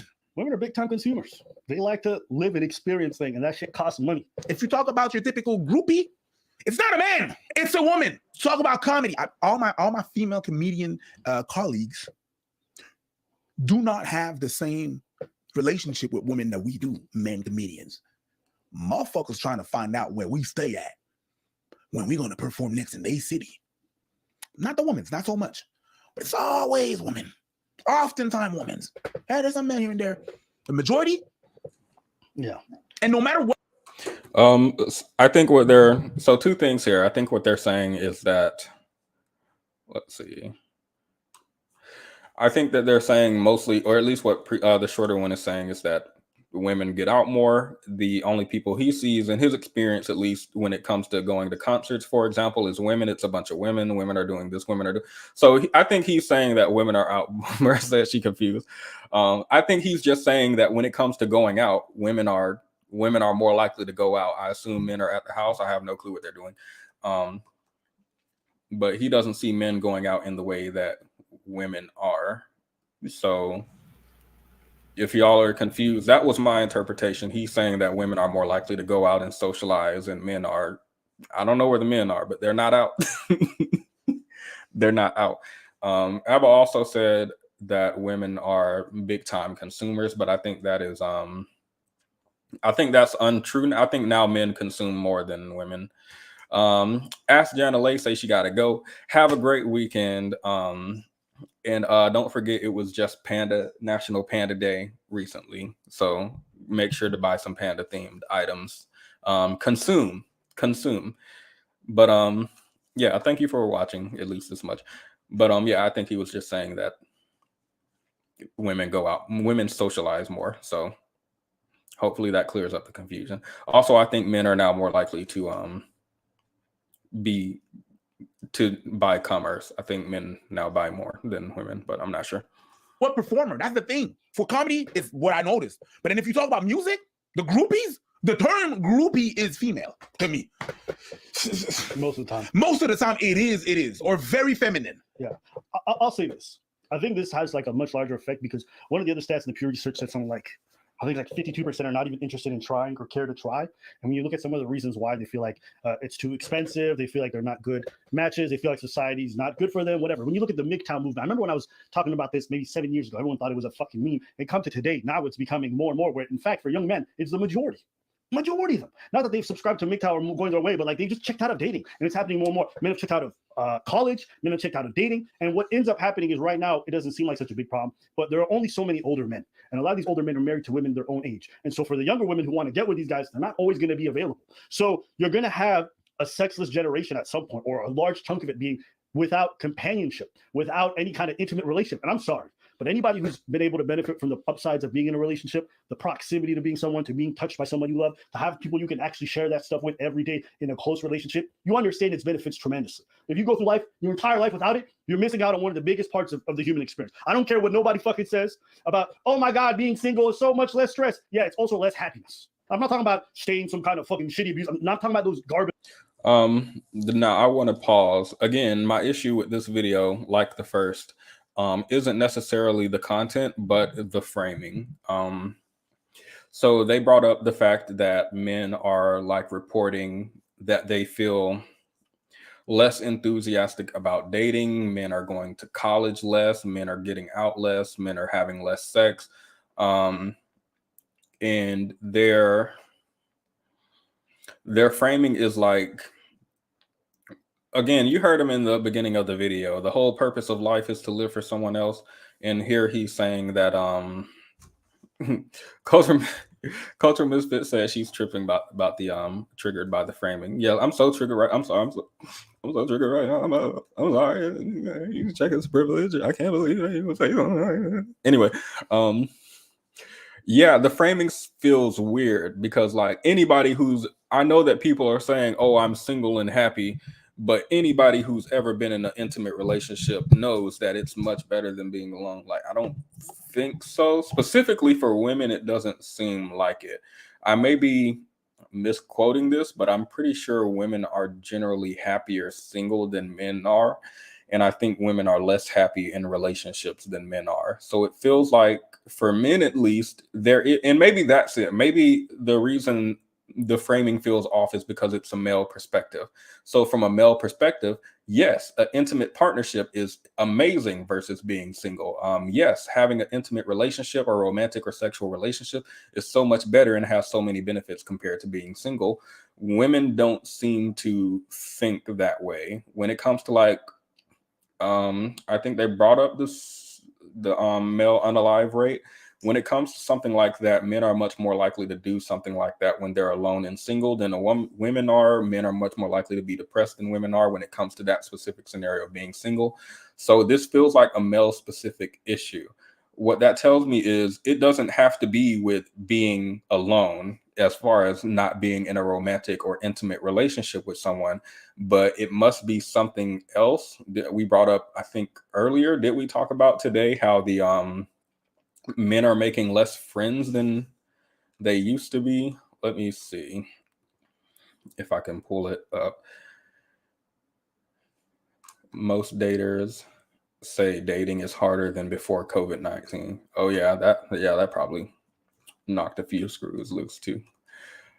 Sheesh, sheesh, sheesh. Sorry, I sheeshed.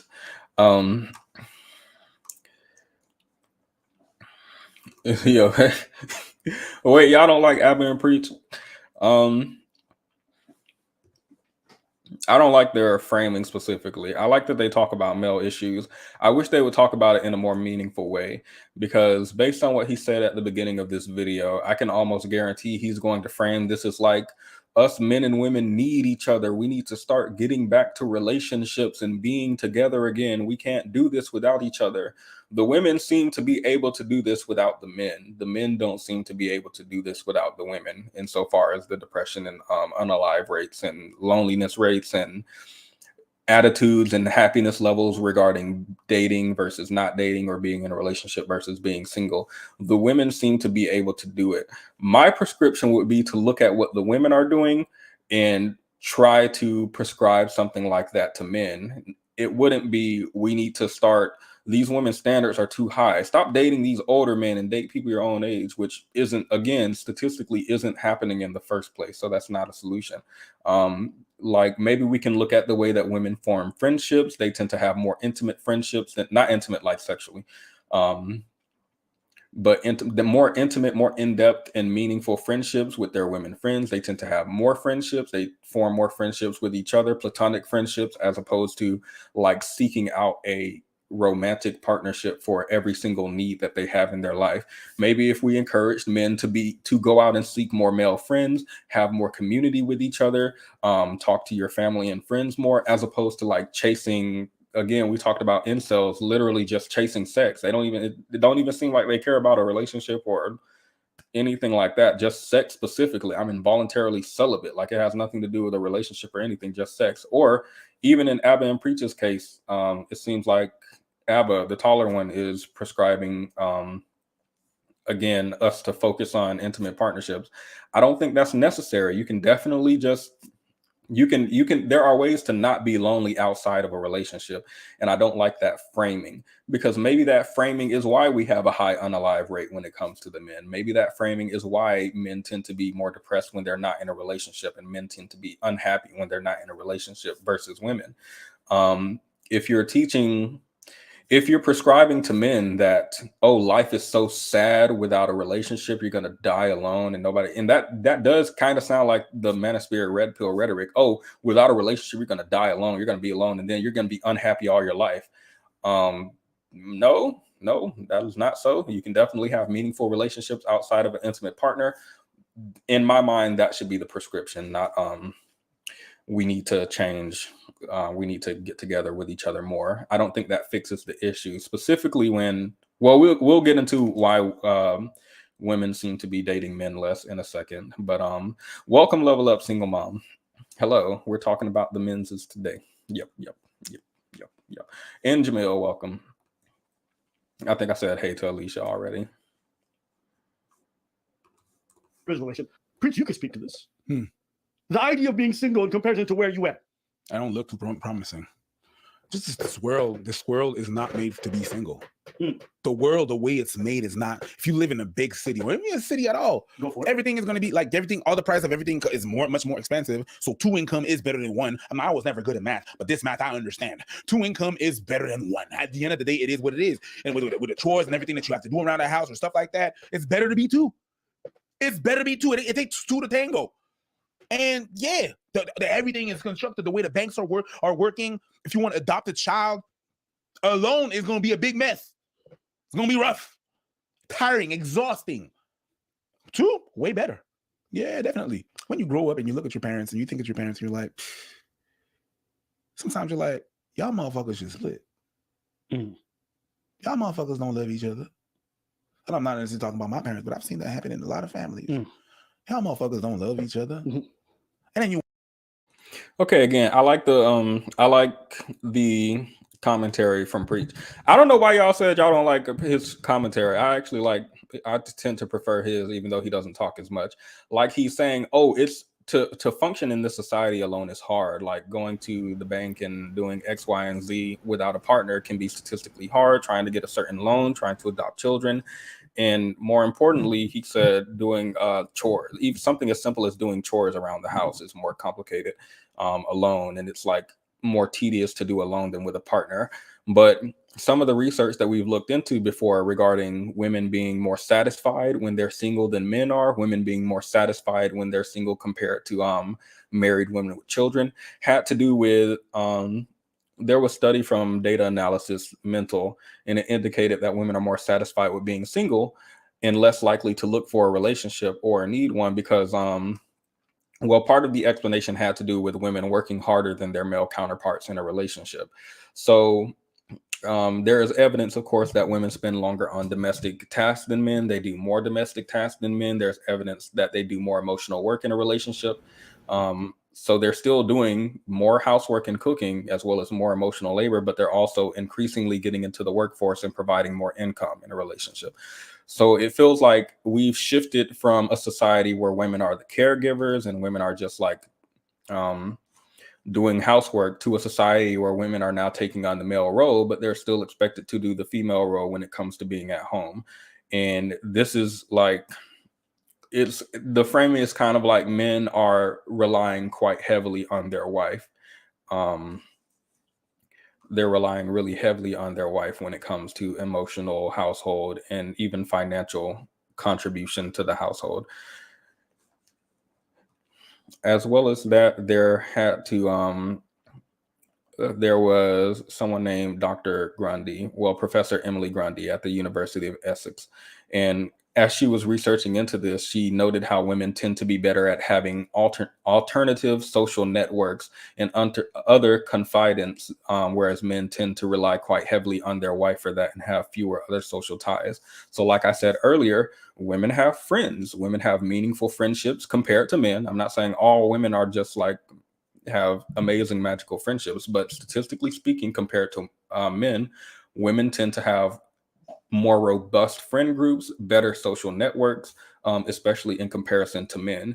So whereas a woman can like kind of go to her friend group for emotional support, emotional labor, and stuff like that, like I said earlier, a man would rely quite heavily on his wife for that.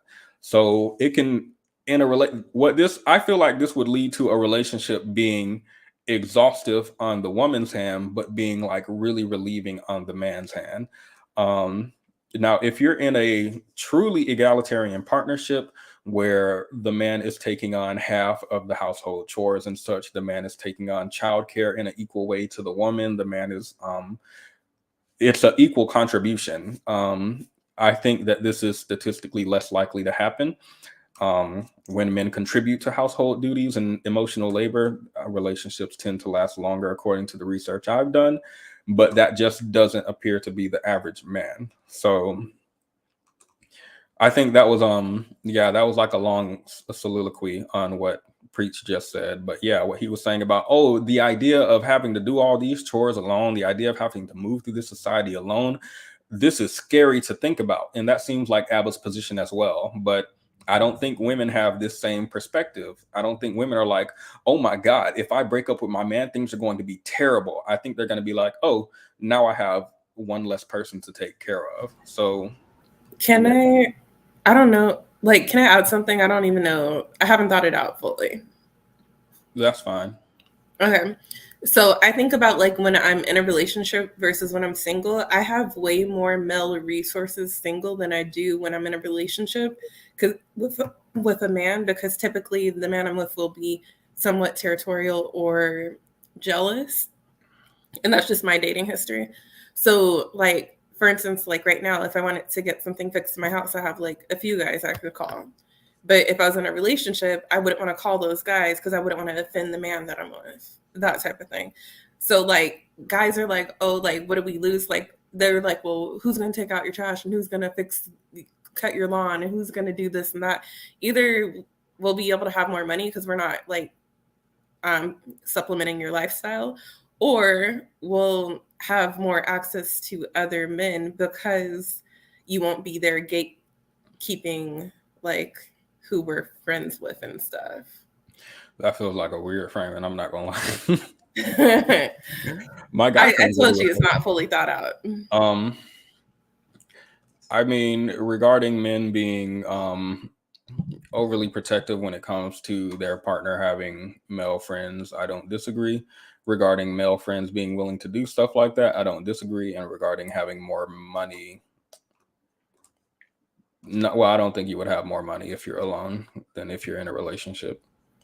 It depends on who you're with though, like because some like for instance, like if you're a woman, If you're taking care of someone, yes. If you are equally contributing to someone, I figure that you're going to be worse financially off it than if you were in a relationship.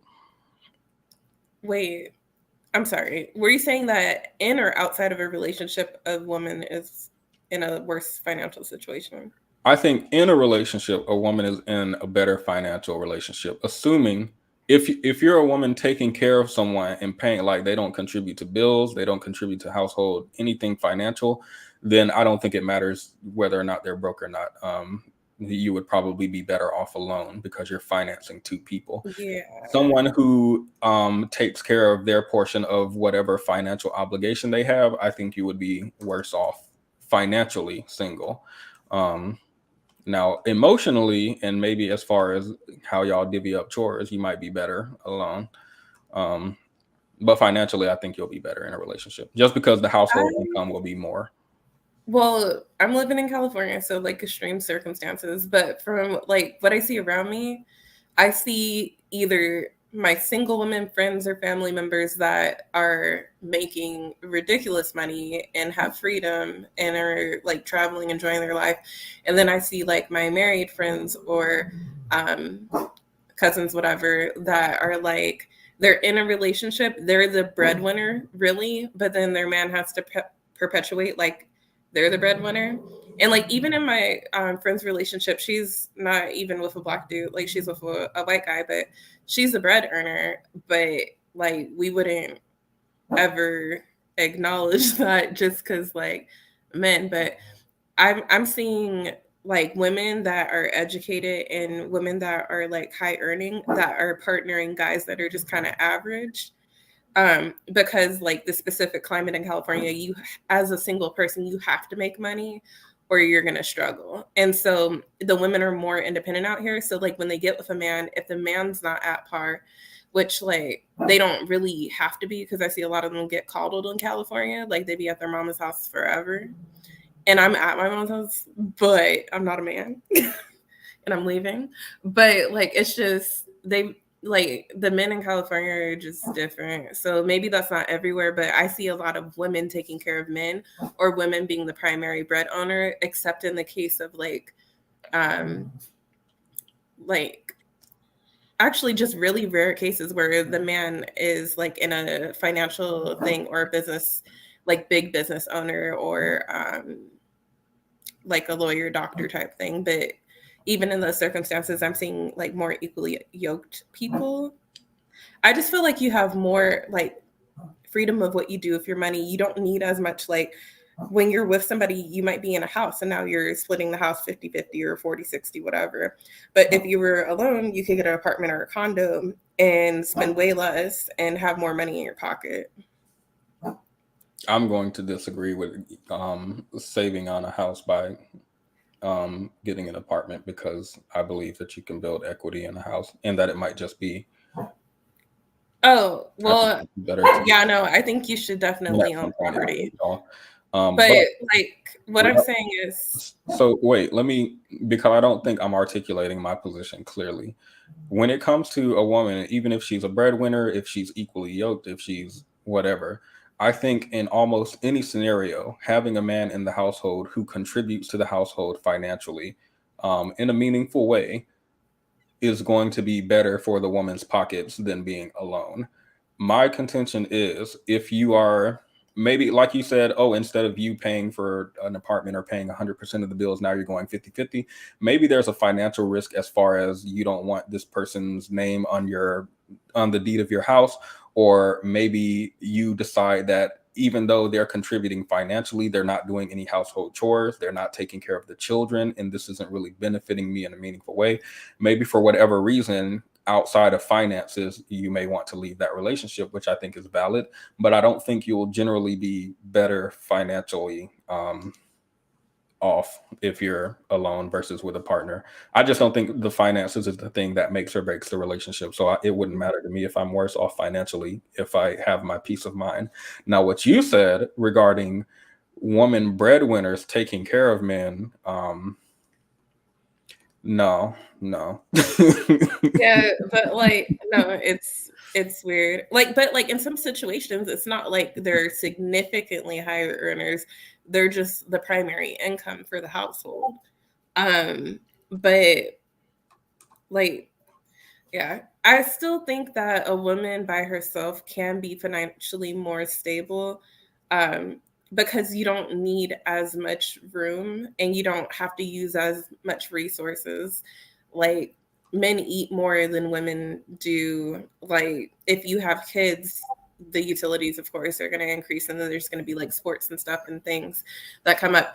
Your household expenses are going to increase. And the other thing that I see a lot of times is guys grandstanding, where they want to get a house that's bigger than what they can afford, or a car that's flashier than what they can afford. That's coming out of your pocket too, because really, if you're in 50-50 or less, or if you're like not in a situation where the man is a primary earner, you're financing his ego trips too, when you could just be like having spa days and stacking money and making money off your money and traveling.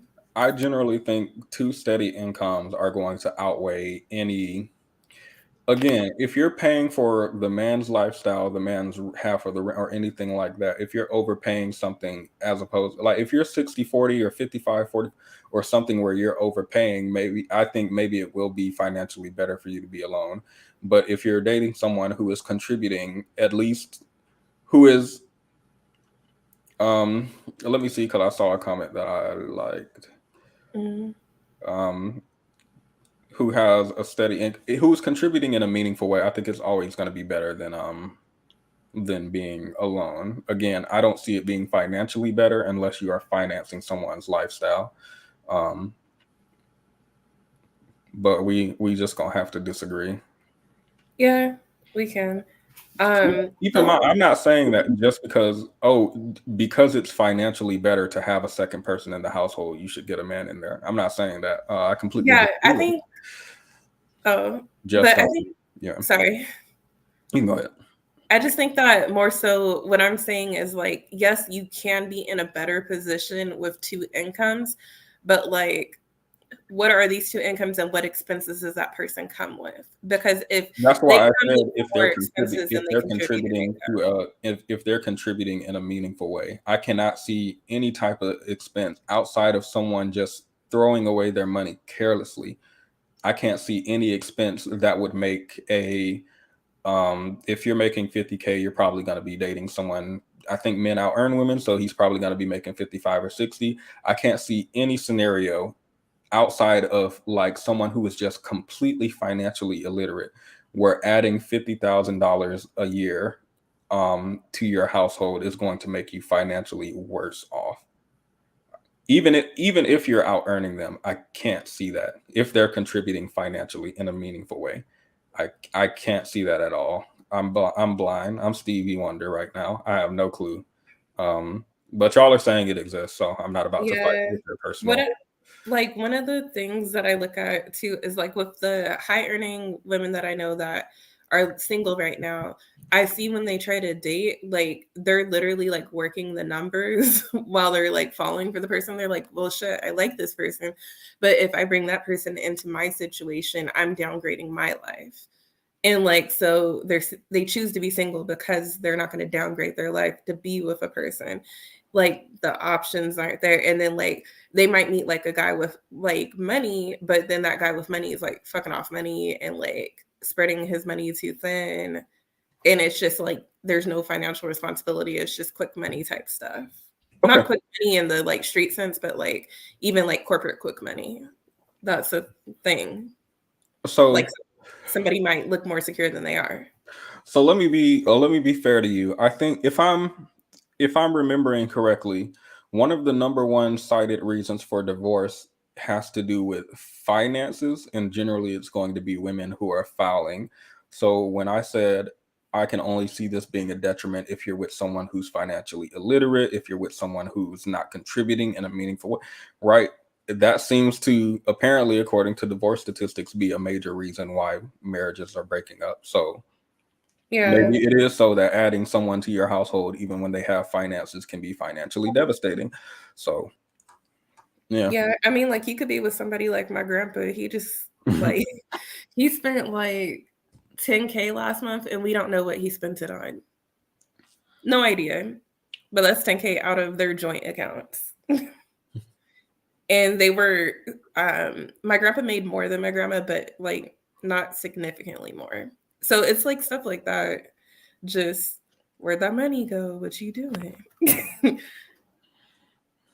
okay. Yeah. That's probably not the average woman. Most Americans aren't high earners. It's looking like it might start becoming the average woman. Average women are starting to earn some coin. But I'm going to play a little bit more of the video, or maybe try and let it finish.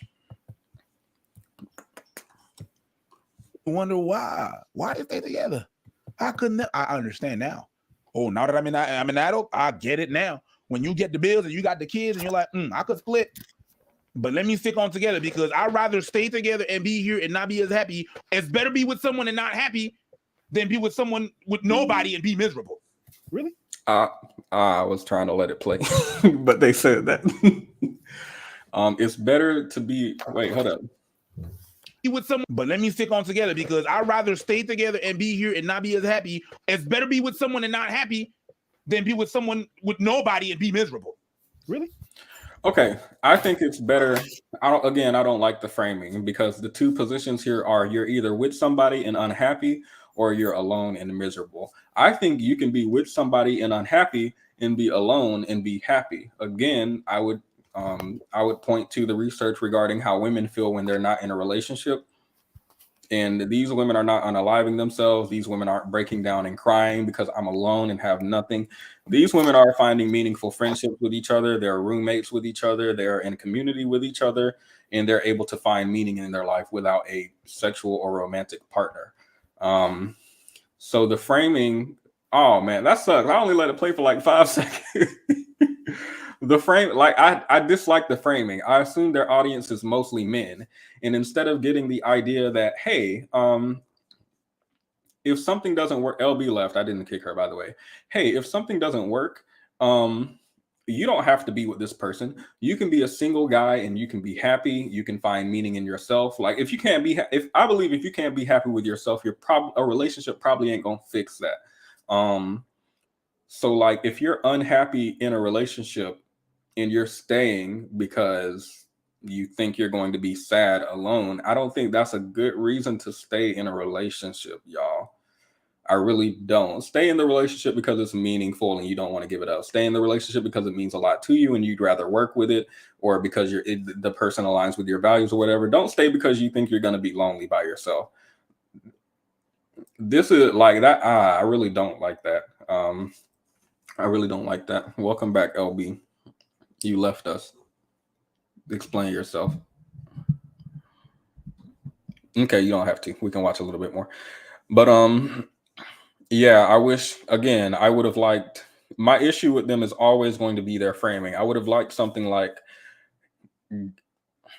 it can be much better to be by yourself and fulfilled and happy alone than it would be to be in some mediocre relationship.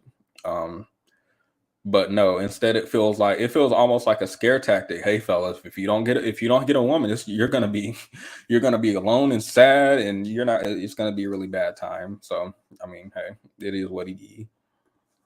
No, not really. But that's how they think, and I understand why they would think like that. Okay. Just because of the weight of the bills and the weight of and the burden of life. I don't agree. I want my peace of mind, but the bills is a lot. Listen, I think it's bad to have this conversation and always think.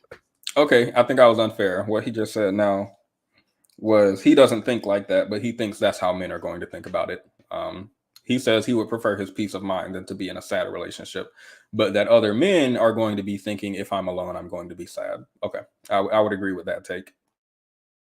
Well, it's better than having a bad relationship, sure, but it's not better than having a good relationship. Let's say, you know what I mean? Like, we shouldn't always argue than having a bad life. Listen, I think it's bad to have this conversation and always think, well, it's better than having a bad relationship, sure, but it's not better than having a good relationship. Let's say, pause. I really like that. I really like that he said that. Let's stop framing this like, oh, being single is better than having a bad relationship. Yeah, but it's not better than having a good relationship. I don't know that I agree. I think being happy and single and being happy in a relationship, I would call those things equal. I wouldn't call being in a relationship better. But to go with his framing, yes, if that's your perspective, that a good relationship would be better than being single, then you have to ask, why are so many people, well, women apparently, since it's mostly men who are single, why are it's in my mind, I'm thinking, why would the women not want to be in a good relationship? In my mind, they are going to want to be in a good relationship. The reason that women, even though women are statistically less likely to be single than men, young women specifically, according to the study, are less likely, they're still, the amount of single sexless women, I know people don't talk about it, is increasing as well alongside the amount of single sexless men. And it's going up. Why are people choosing to be single as opposed to being in a relationship? I think because they consider those relationships bad. So, I mean, let's see where he goes with this. LB is here to explain herself now. Yes, I was having technical difficulties. Mm-hmm. Okay. Well, But, you didn't. Mm-hmm. You didn't miss any. Well, they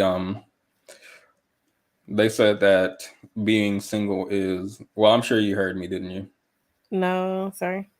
Okay, so basically Abba says that people are saying that being single is better than being in a relationship. And he says, yeah, but being single isn't better than being in a good relationship. And my take from that is, okay, people are choosing to be single rather than be in bad relationships they don't want to be in, instead of like forcing themselves to be with someone they'd rather be single. I don't see what the issue is with that. I mean, I've been single for 7 years. I'm pretty happy. Like, I haven't met anybody who I was like, you know what? Yeah, I'm going to try this again. Like, nobody's convinced me that it'll be better on the other side yet. But don't you know that a relationship is so much better than being single, LB? I'm Look sorry, at how sad nobody's and lonely convinced you me are. that the other side is better.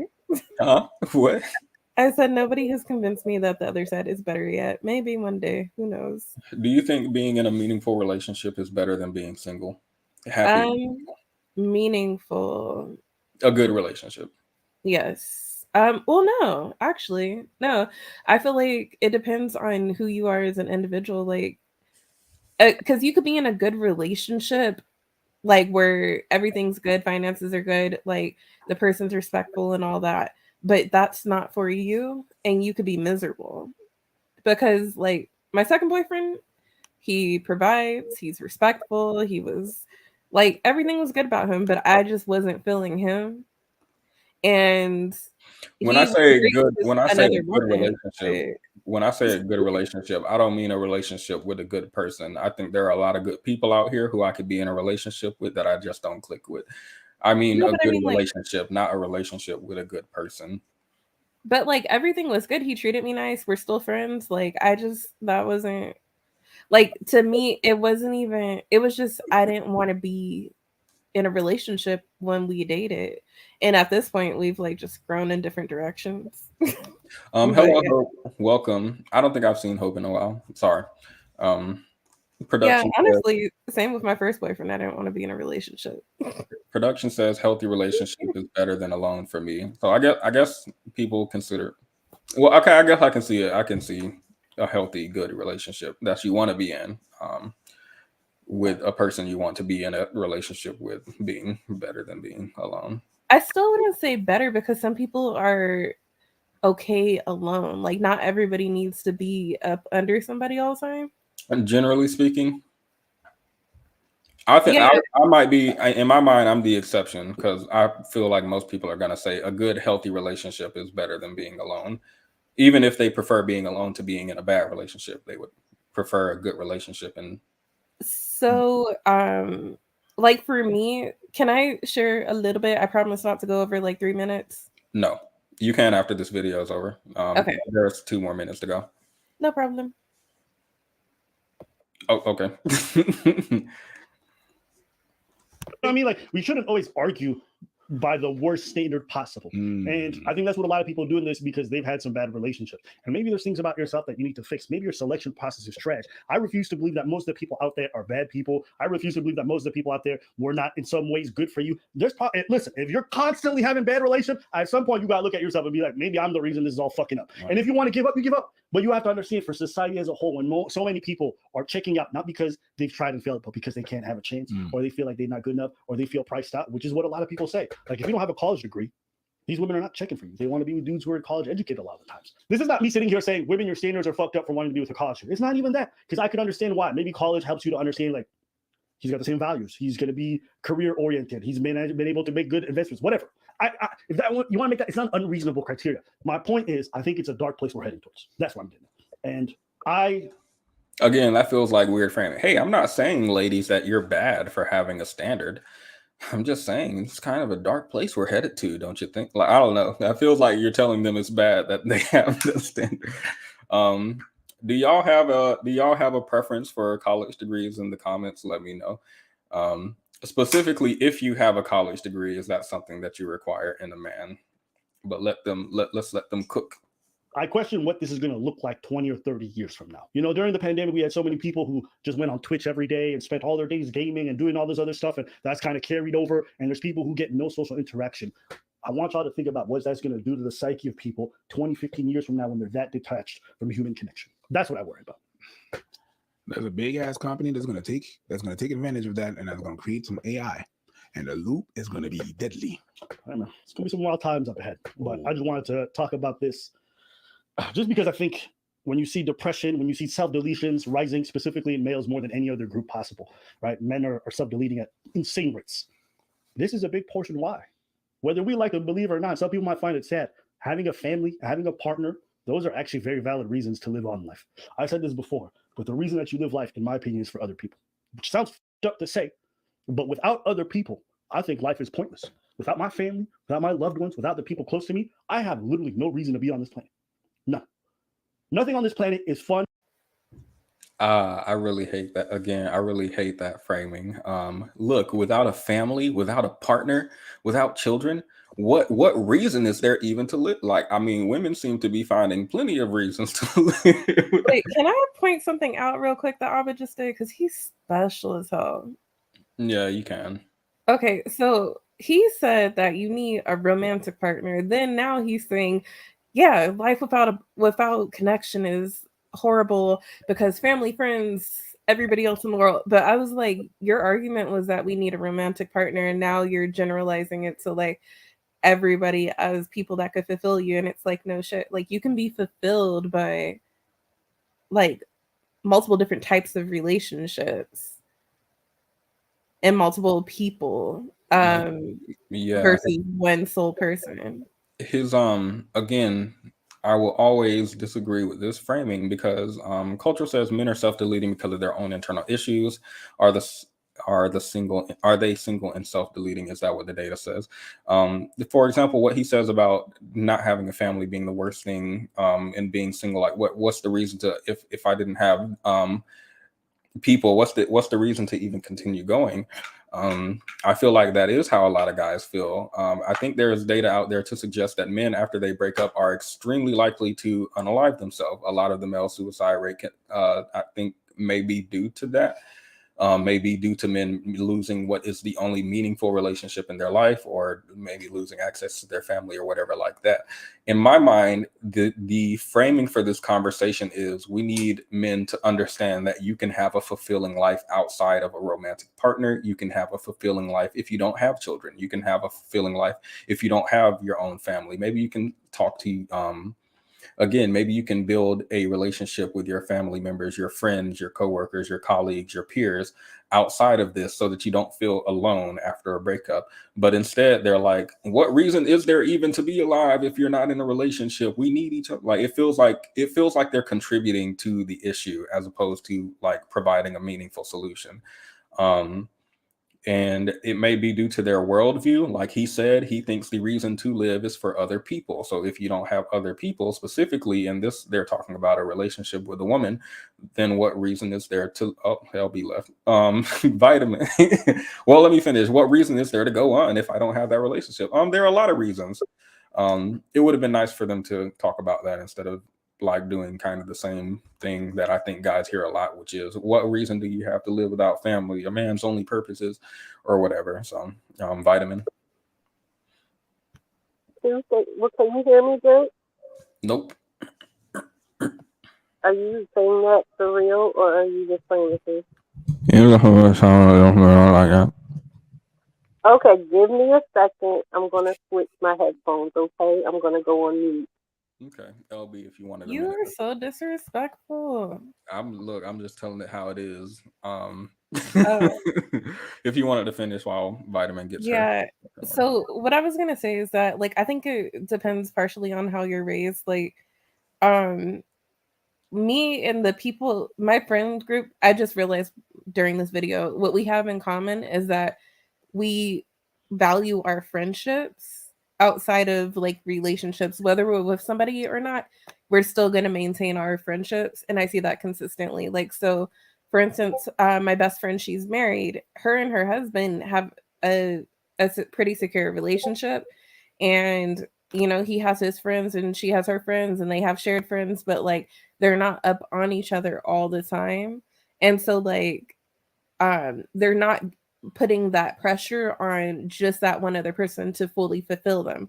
Like there's things that I do with my friend that like her husband doesn't like to do, and he's cool. Like I know people are going to take this all kinds of wrong ways, but there's like things that he doesn't like to do. Like he's not really like a party person, so like when she wants to go out, I'll go with her.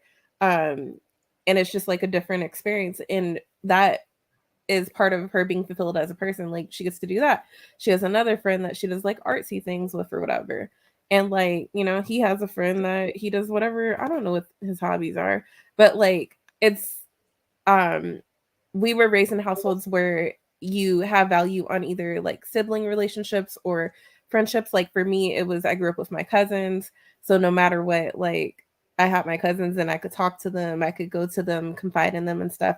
And then also like my mom and my aunt, they made a point during Valentine's Day, regardless of whether they were dating someone or if we were dating someone, they always have us come together and the girls have a Valentine's Day to get together to celebrate our love for each other, to remind us that Valentine's Day doesn't have to be about romantic love. And they did that intentionally so that we understood that there are different types of loves. And just because you don't have a man on Valentine's Day does not mean that you're lacking in anything.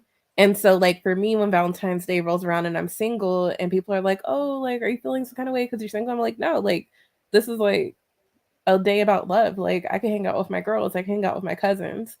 And like I think we need to do that more, so more with children, like stop putting such a heavy emphasis on partnering, because that will happen naturally. But when you put the heavy emphasis on partnering, when that child grows up and they don't have a partner, that's when they start to feel deficient. And so I really think it's like a matter of how you're raised, because like I do have friends that were raised that you have to be with somebody, and I see them just like kind of in miserable relationships just to say they have a husband, or just to say they have a boyfriend or whatever, just to say their baby daddy didn't leave them, whatever it is. But yeah, I digress because I'm on a tangent. Thank you. Vitamin, is your mic better? Is this better for Yeah, you? you loud and audible. It felt like you in the next room. Okay. See, I was trying to be comfortable. I have like this headphone that is a headband, but it doesn't work for talking to people. So anyway, I wanted to say I take umbrage with him saying that dang, what the heck did he say? It was so long ago.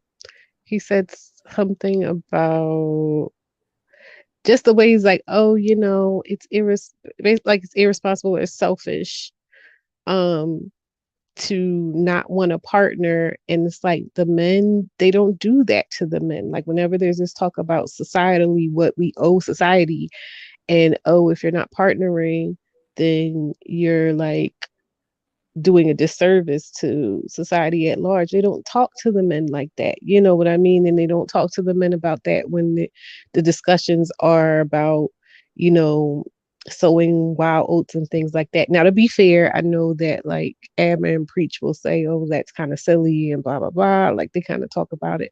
But that's not exactly, that's one of the things I wanted to say. There was something he said right before that. Do you remember what he said right before he made that point about like it not being fair societally? No. Dang it. It's on the tip of my brain. We can go back after this. If you want to, we can go back after this. It literally was like seconds before he said that. Wait, seconds before the part we're at now?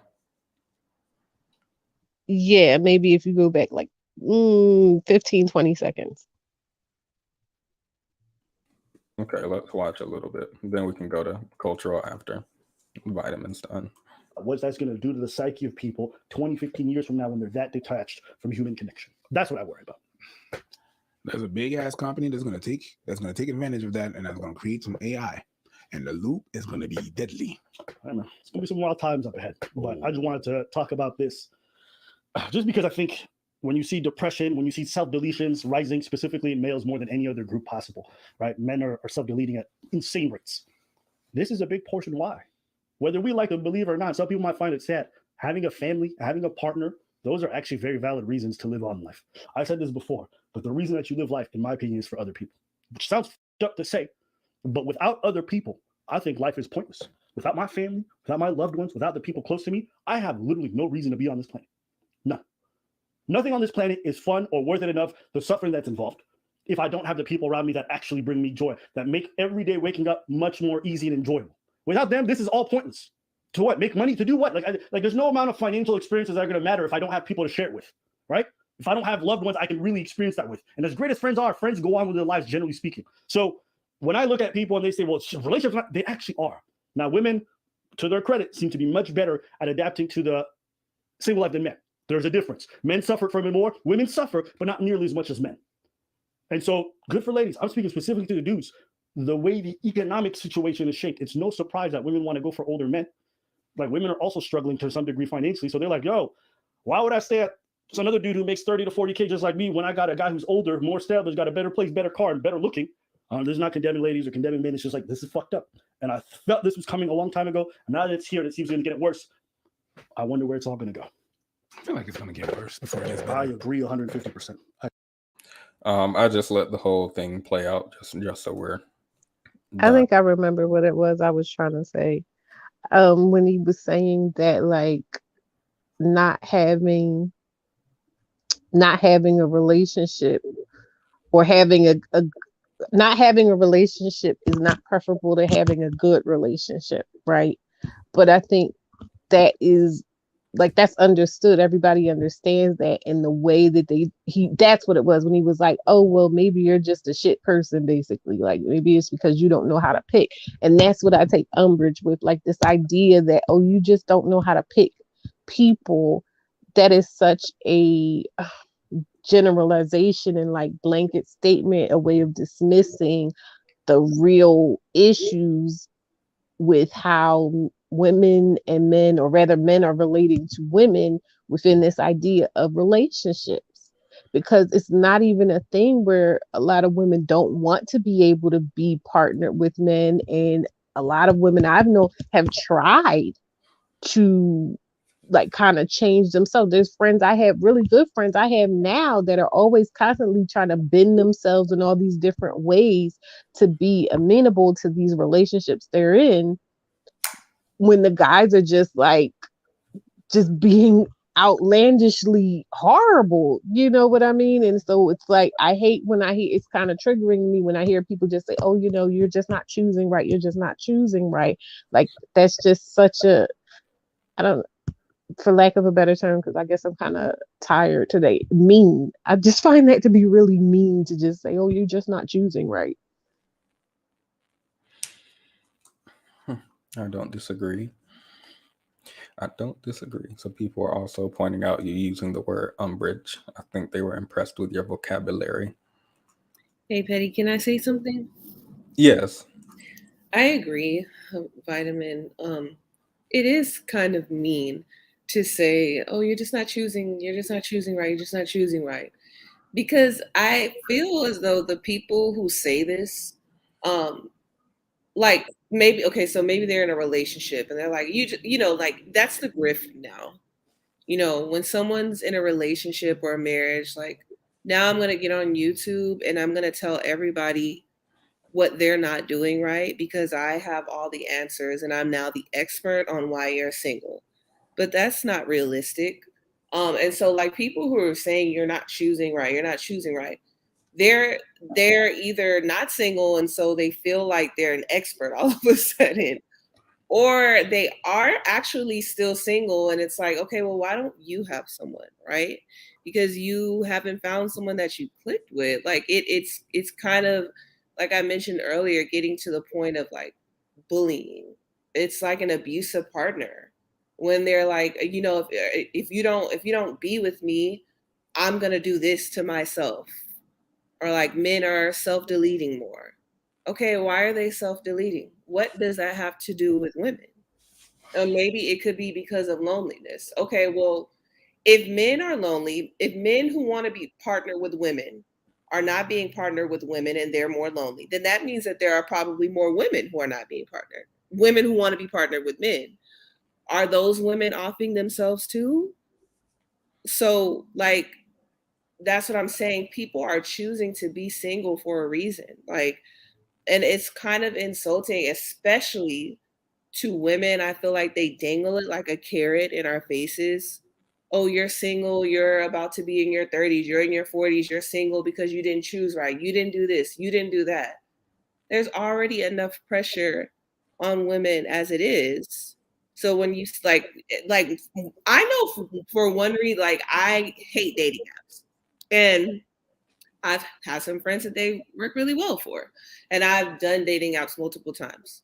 And I finally decided, okay, Victoria, it's just not for you. But like I know for a fact that I'll probably be in solitude for a while because I don't want to download the dating app. Like I want to randomly meet someone in Trader Joe's and bond over a book. I understand that that's unrealistic.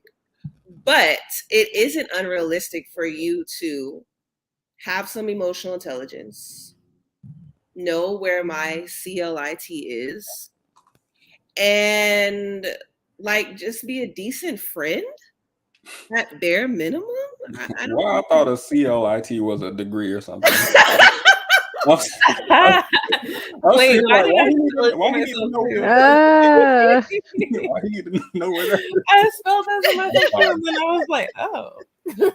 I don't know. It's just it activates me. It's very triggering when people, or I try not to say trigger anymore. It activates me when people are like, you're not choosing right. Okay, So what do you mean? Like that just doesn't make any sense to me.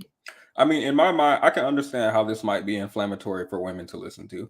But in my mind, Abby and Preach's audience are men, even if they're speaking today mostly about men, but also about women a little bit. Their audience is going to be predominantly men. So I feel like they're always speaking to the men when Jamil says a certification you can get from the VRI. I feel like they're always presenting to men. So it's going to sound inflammatory to women when they're talking about the suicide rates and their prescription is always like partnership. Because in my mind, if I'm on the receiving end of that, it feels like if you don't sleep with me, I'm gonna unalive myself because these relationships are the only thing keeping me going.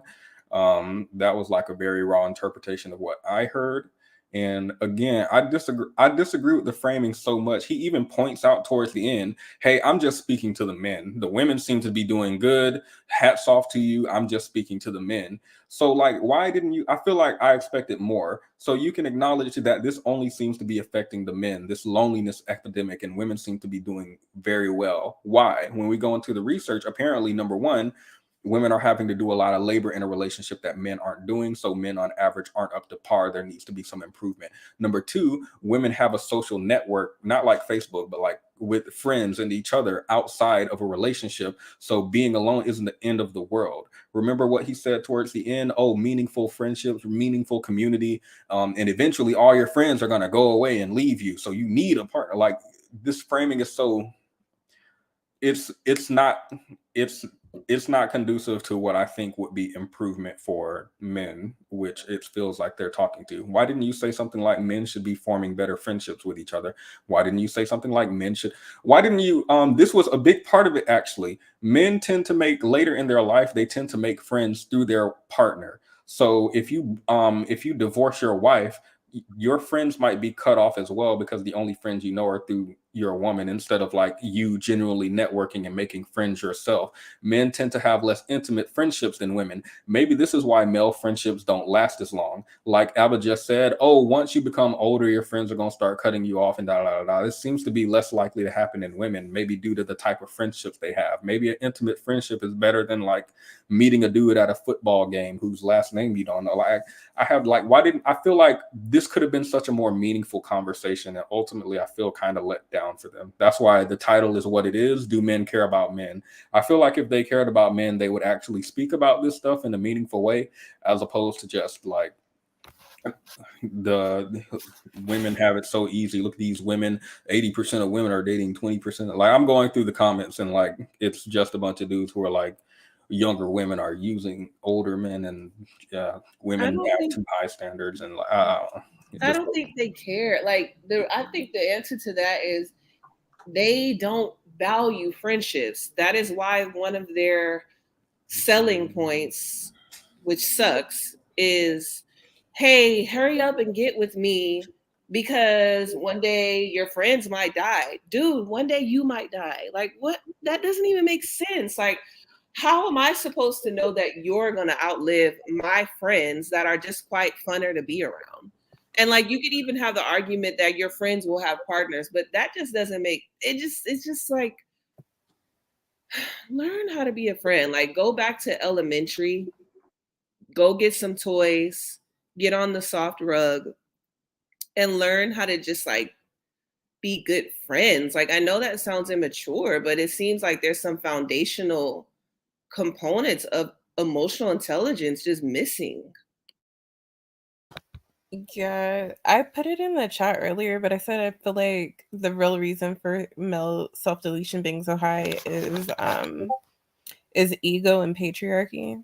Because I think that they're so consumed with meeting the patriarchal standards, and they're failing at high numbers. And as they fail, they're losing all sense of like value. And then in addition to that, they're like, in addition to that, they're not, I don't know how to explain it. Well, like she said, they're not able to like have any kind of outlet to express that disappointment or that letdown or that shame that they feel because they're not that same system tells them not to be engaged with their emotions. So like, whereas women throughout history have been subjugated by the patriarchal system, and that system made it so that they had no choice but to confide in other women. And then like you have the children dependent on you as well in that traditional system. So you have too much invested to off yourself, but then you also have like you're raised and like kind of like trained or groomed into like believing that you don't want to bother your husband with that, so you go to your girlfriends or your cousin or your mom. Like, so that's, to me, like, it just turned out to be a situation where women learn to lean on each other, and women pass that down to women through generations, and then like men are just told like bottle it up, tough it out, thug it out, be a man.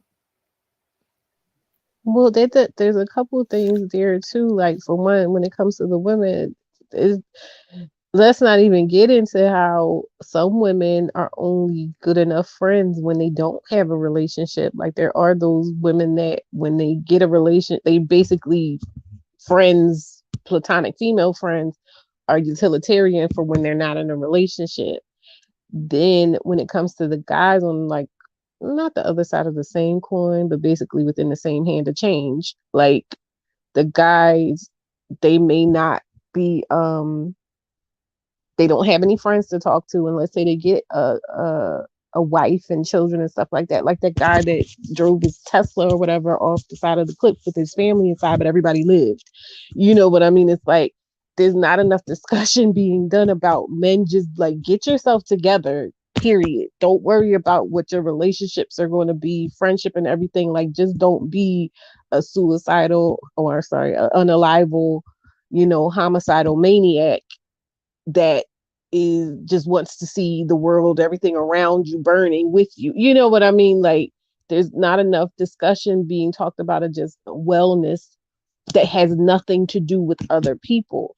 Even with lady that was like, oh, I'm not going to the therapist that was like, I'm not going to deal with men anymore because it's too taxing on my personal well-being, and like all this uproar from people that were never going to go to therapy at all. You know what I mean? Like there's not enough emphasis on just make sure you're okay, period, in general. You know what I mean? Make sure that you're not insufferable to yourself in general, you know? Yes. So two things off of that. Number one, the idea of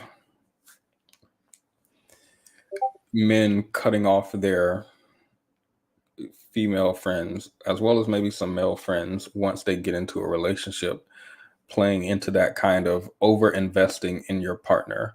I don't believe it's bad to invest in your partner. I think that's actually good, but to the point where you're cutting off all of your friends. Again, you heard Abba and Preach say in the video, oh yeah, sure, you're friends for now, but once you're all grown, they're going to go their separate ways and they're going to be all invested in their family and stuff like that. I mean, No, that part I was talking about women. Like women do that. I don't look, I'm not going to fight your personal experience, but I think men do that, statistically speaking, in a much more significant way than women do. So, But I don't have a citation for you. That's my thoughts.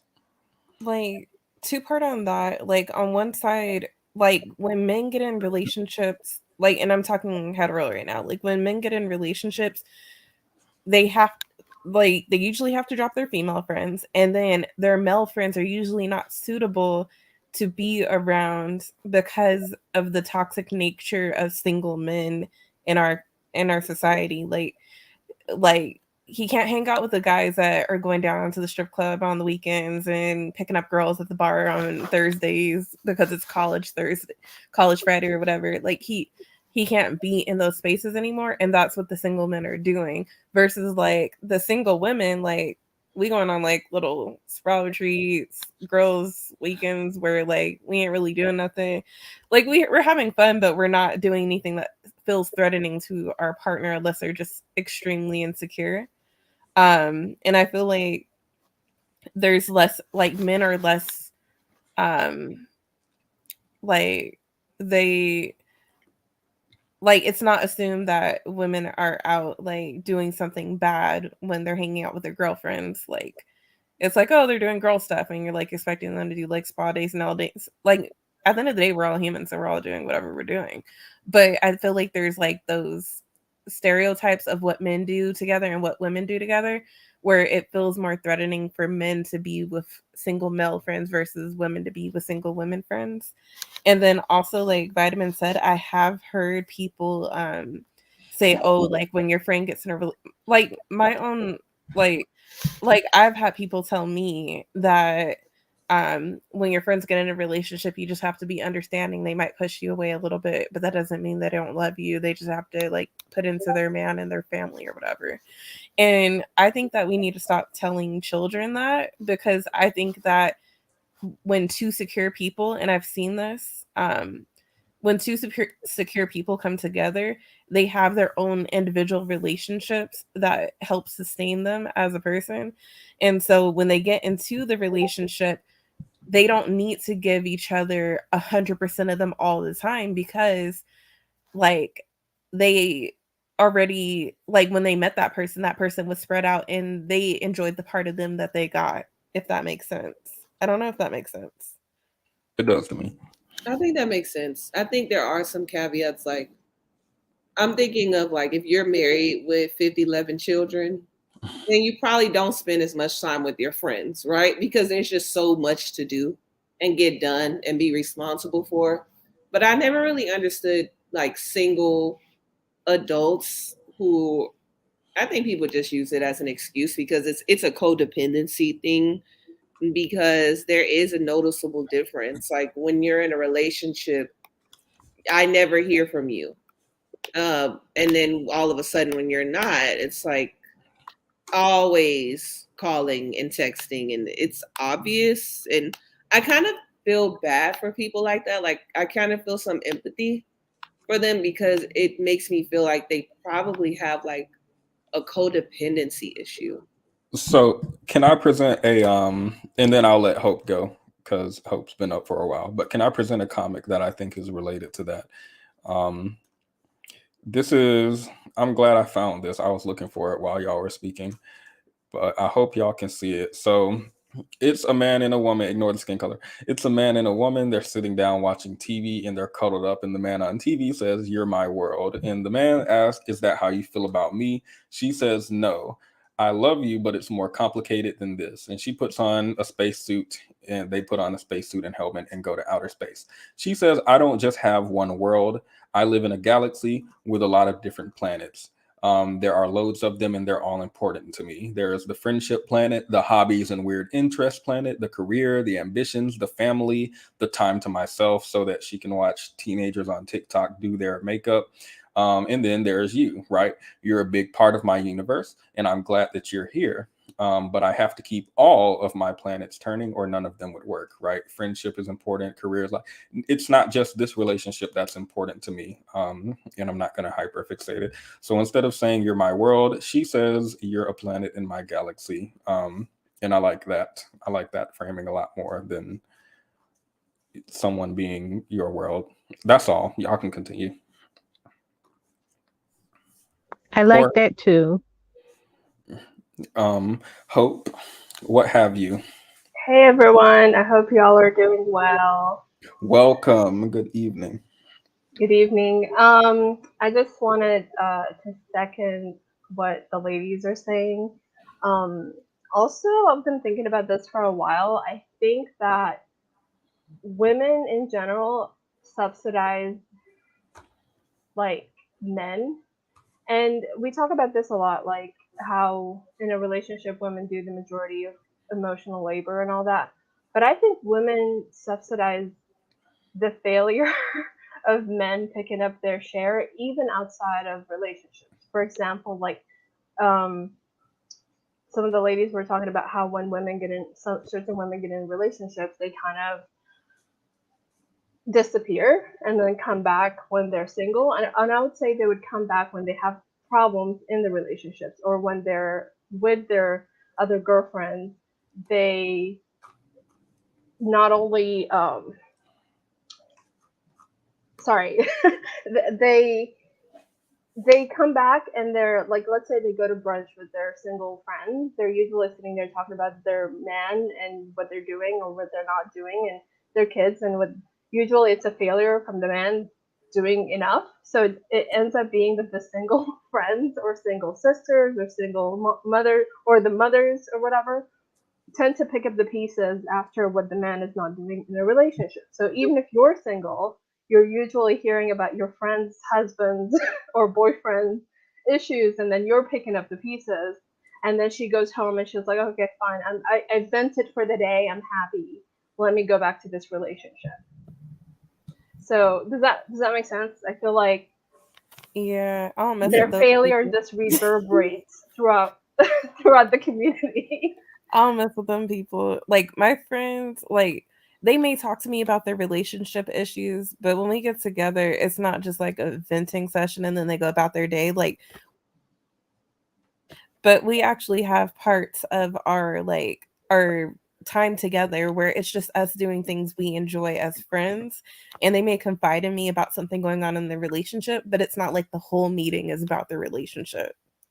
Yeah, it just seems like, but it's not just about the venting part, right? When we look at like family dynamics and stuff like that, why is it the mother and the sisters are usually the ones planning Thanksgiving, cooking for Thanksgiving? Just they're the ones making sure it's like they're the social glue. So it's beyond just venting. Men don't have to do that work. Like somebody will pick up the pieces. I don't disagree. I think it is statistically true that women, well, we just went through the data, women are doing more work when it comes, especially when it comes to emotional regulation and labor.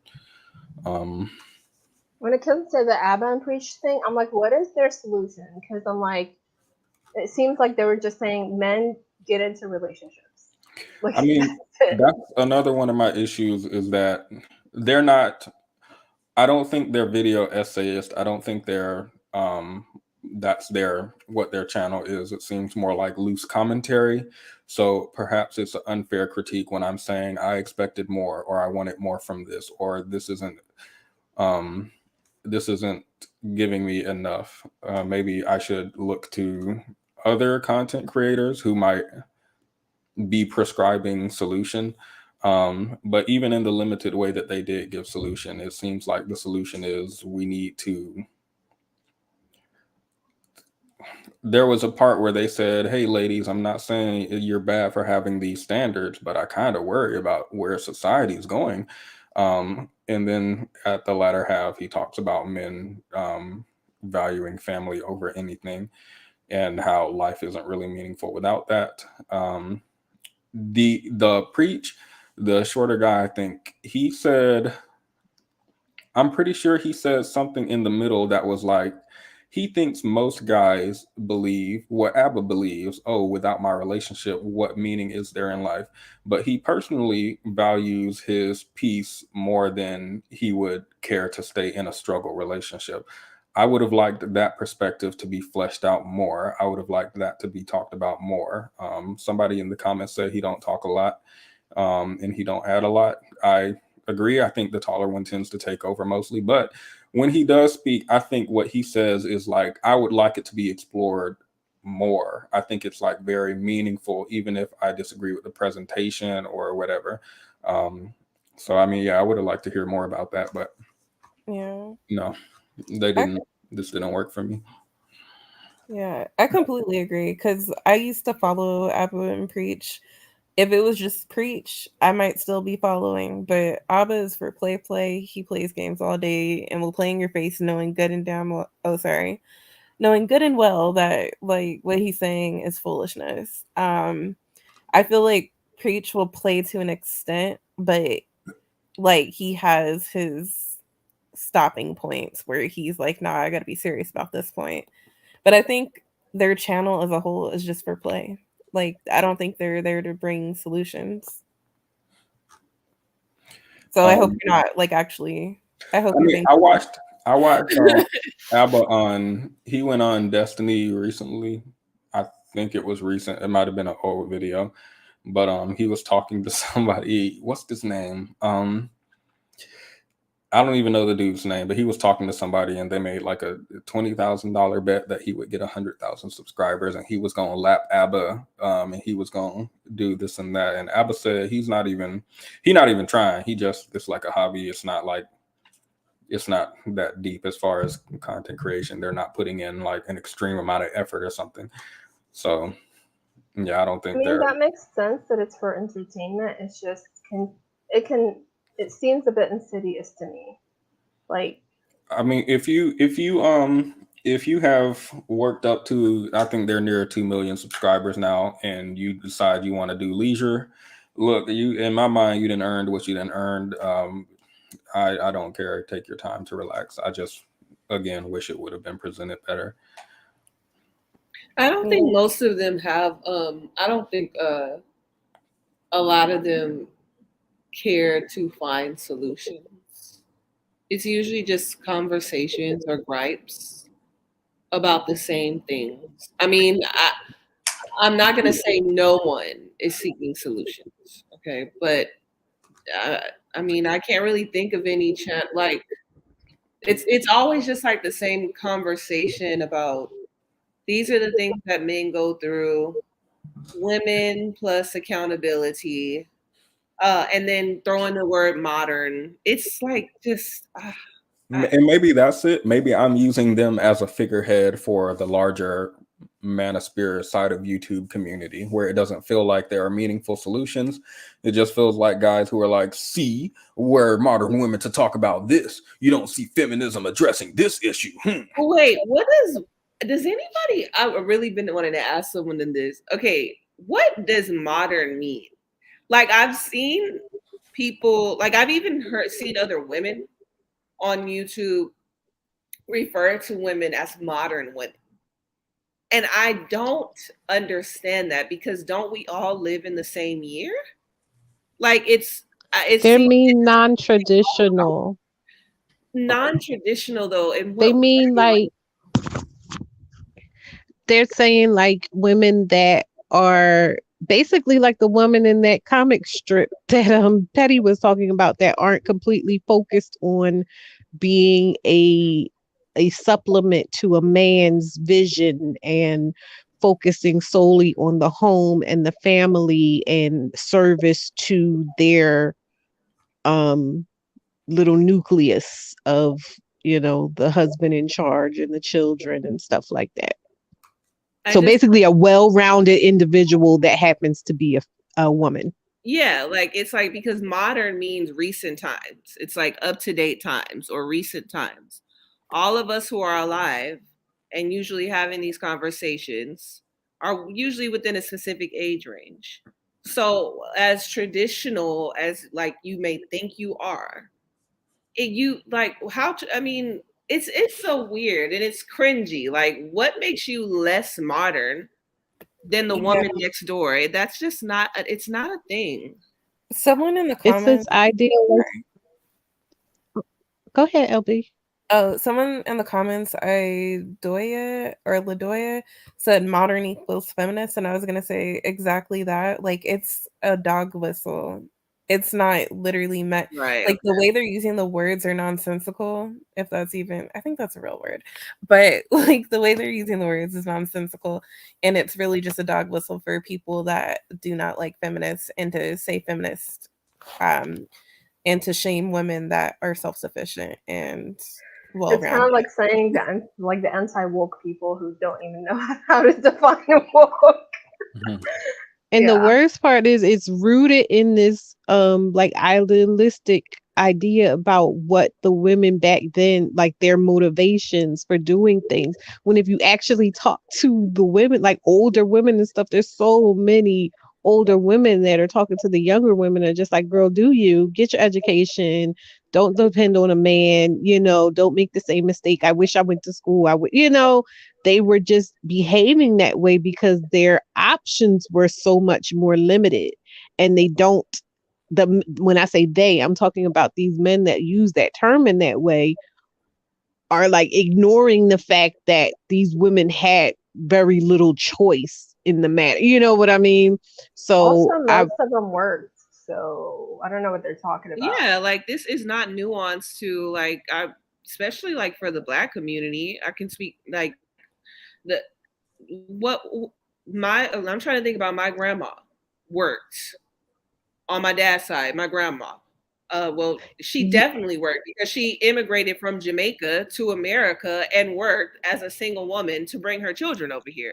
So what yeah, they traditional women worked, but they couldn't have bank accounts and they couldn't get credit cards. So like they still were limited in right? And their so mobility as individuals. but even those women who are, you know, like these women of today who are like my age calling other women modern. Okay, get rid of your bank account. Get rid of your bank account, cut up your debit cards, cancel your YouTube account because you can't have things on your own. Like it, but you're not gonna do that, right? Because it just wouldn't be realistic to your survival in society, or even not just survival, but just the way you socialize. It just seems like they're being intentionally obtuse and living in a total different reality just because they can and lying. Yeah. I feel like they're trying to mimic that by like the women that like give all their money to their men, like they have the joint accounts, but he's the only one that can make major purchases or like stuff like that. Because I've seen that. I think the men are just they don't want to try to fix the problem, which is a lot of systemic issues. Like mental health is a problem, especially after the pandemic thingy. And then, you know, economics, we're like in a recession, and social media and cell phones and just how we socialize and like the failing social infrastructure. And they don't want to talk about any of those things that are making people more atomized and separated, um, and struggling. And that's why it makes it harder on relationships to start and bloom. And instead, they're like, let's just blame quote unquote modern women, which doesn't make any sense because it's stupid.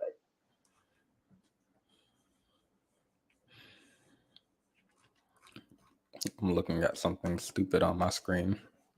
Foxy said, bring they don't like modern medicine. Bring back the leeches. Yeah, bring back doing laundry on the river. I hate washing machines. Sick of all these modern washing You machines. know What what happened though? to back in Putting the your day? clothes outside to dry, they do smell better. Has anyone Yeah. noticed that? They I hang dry a lot of my clothes. Yeah. Jamil said it's not the dominant. This was in regards to how I was framing the conversation instead of like living for someone specifically. You could live for like, I don't know, yourself. You could be more individualistic, have friends outside of a relationship. Jamil said that's not the dominant narrative. There's a lot of relearning and reframing that has to happen for men to look at life differently, including themselves. I'll be interested to know how. I need a plan of action, Jamil. I'm gonna need you to step it up. But you know something? The thing is, in and of itself, that idea of like, oh, it would be great to have women who are willing to be devoted to their family and things like that. Like in and of itself, that idea, that concept is not a bad thing or doesn't have to be a bad thing. But it's like the more you talk to these men, they're not willing to step up into modern times in terms of the emotional and mental work that they would need to do to be able to support a woman in this day and age choosing to do something like that. Like it's a thing of when they're talking about traditional, they really do want to be able to go back to what their interpretation, and I'll liken that to like a baby's interpretation of grown-up life, of what it was to be that way back in the day. But I saw something, it might have been on Twitter or somewhere, and a guy was saying like he was talking to his grandfather and his his father or something, and the older person was saying like these men really feel like all they have to do is go to work and come home and that's it, like that's all they're having a family. So it's like they don't even really have a real understanding of what it means to be that dependent as a family on each other. You know what I mean? Because even though there was a lot of abuse and stuff that happened back then too, I will say even just growing up as a child, like I was born in the 80s, I can remember more of a communal feeling just walking down the street and stuff when I was a child. Like there was more of a sense of um people feeling beholden to each other within families and within a community. And like I can't say that I see that in these guys, even though they're talking all that stuff about what they want a woman to be. You can see that there's not a real soul level connection to what it would actually take from them to be a safe space for that type of environment for both the women and the children. Oh, you're absolutely right. And the problem is they can't afford it anyway. So why are they complaining? Like it's it's one of two ways. They can either step up and be quote unquote modern men and do what's expected of them, like be a whole human being, have some emotional intelligence about them, do some chores, because they want the women to, pay bills with them and whatever. Or if they want their quote unquote traditional imaginary past, they need to be able to afford it. And most people can't afford it. So, pick one that you can't not be able to afford it and at the same time still not want to improve whatsoever as a person. Be the same, just show up and be like, oh, yeah, that's good enough. I'm a man. I'm here. I'm paying 50% of the bills with the same bad attitude of the 1950s. That's not going to work. I mean, even in the comments of, they linked the original video that they were talking about. Even in the comments of that video, there are comments, like a lot of comments that are like, oh, I'm a 27-year-old single guy. I have a degree from a good school and I have a good job. I drive a sports car. I have a cute dog. I can't even get dates with women. Why I'm doing everything, and why can't I? Like, I've never seen a divorce statistic cite my husband don't have a sports car as a reason for why a woman, like, why a relationship can't be maintained. I never heard anybody talk about the dog wasn't cute enough. I never heard anybody talk about a degree. I think they tend to cite, again, more modern stuff, not traditional male stuff, but more modern stuff, like being able to regulate your emotions. I heard a lot of y'all say, or any type of emotional intelligence at all, being able to provide some type of emotional labor to the relationship. But no, I don't see any of that in the comments. Literally, it's just a bunch of guys who are like, I have money and I have car, I have like all this, so why don't girls want me? I'm doing everything that I can. So it feels like they're legitimately, like, it feels like they're missing the point. It feels like almost all the research has nothing to do with your money. It has nothing to do with your, outside of that being a floor, right? We want our equal as a floor. That's a starting point. But you're outside of that, like, it feels like they're lacking an ability to maintain something long term, and they're blaming it on not having enough money. Or, I mean, I don't know. You triggered me at sports car. He said he had a sports car. Why can't he find girls? I got the sports car, just like Fresh and Fit told me. Why aren't the girls flocking to me? I saw the gold digger video. She didn't like him until he pulled up in the sports car. What's happening? Yeah. Like, may I give the men's a word of advice? Sure. And then I'm gonna wrap up quickly after this, and we can all go around. Men's, I'm just bringing this up because I find it hilarious. I don't really care if you take it or leave it, but somebody, like, if your sports car does not match the rest of your lifestyle, that is why it's not attractive. Because a traditional non-modern woman that is looking for financial security in her man is not going to be attracted to the man driving the sports car that doesn't match the rest of his life. Like, you driving a sports car, but like you can't pay your light bills. You driving a sports car, but you're in an apartment. Like, what are we doing? Because if you flashy, I expect you to drive me in that sports car. It's a nice little home in the suburbs or a little mini mansion type situation.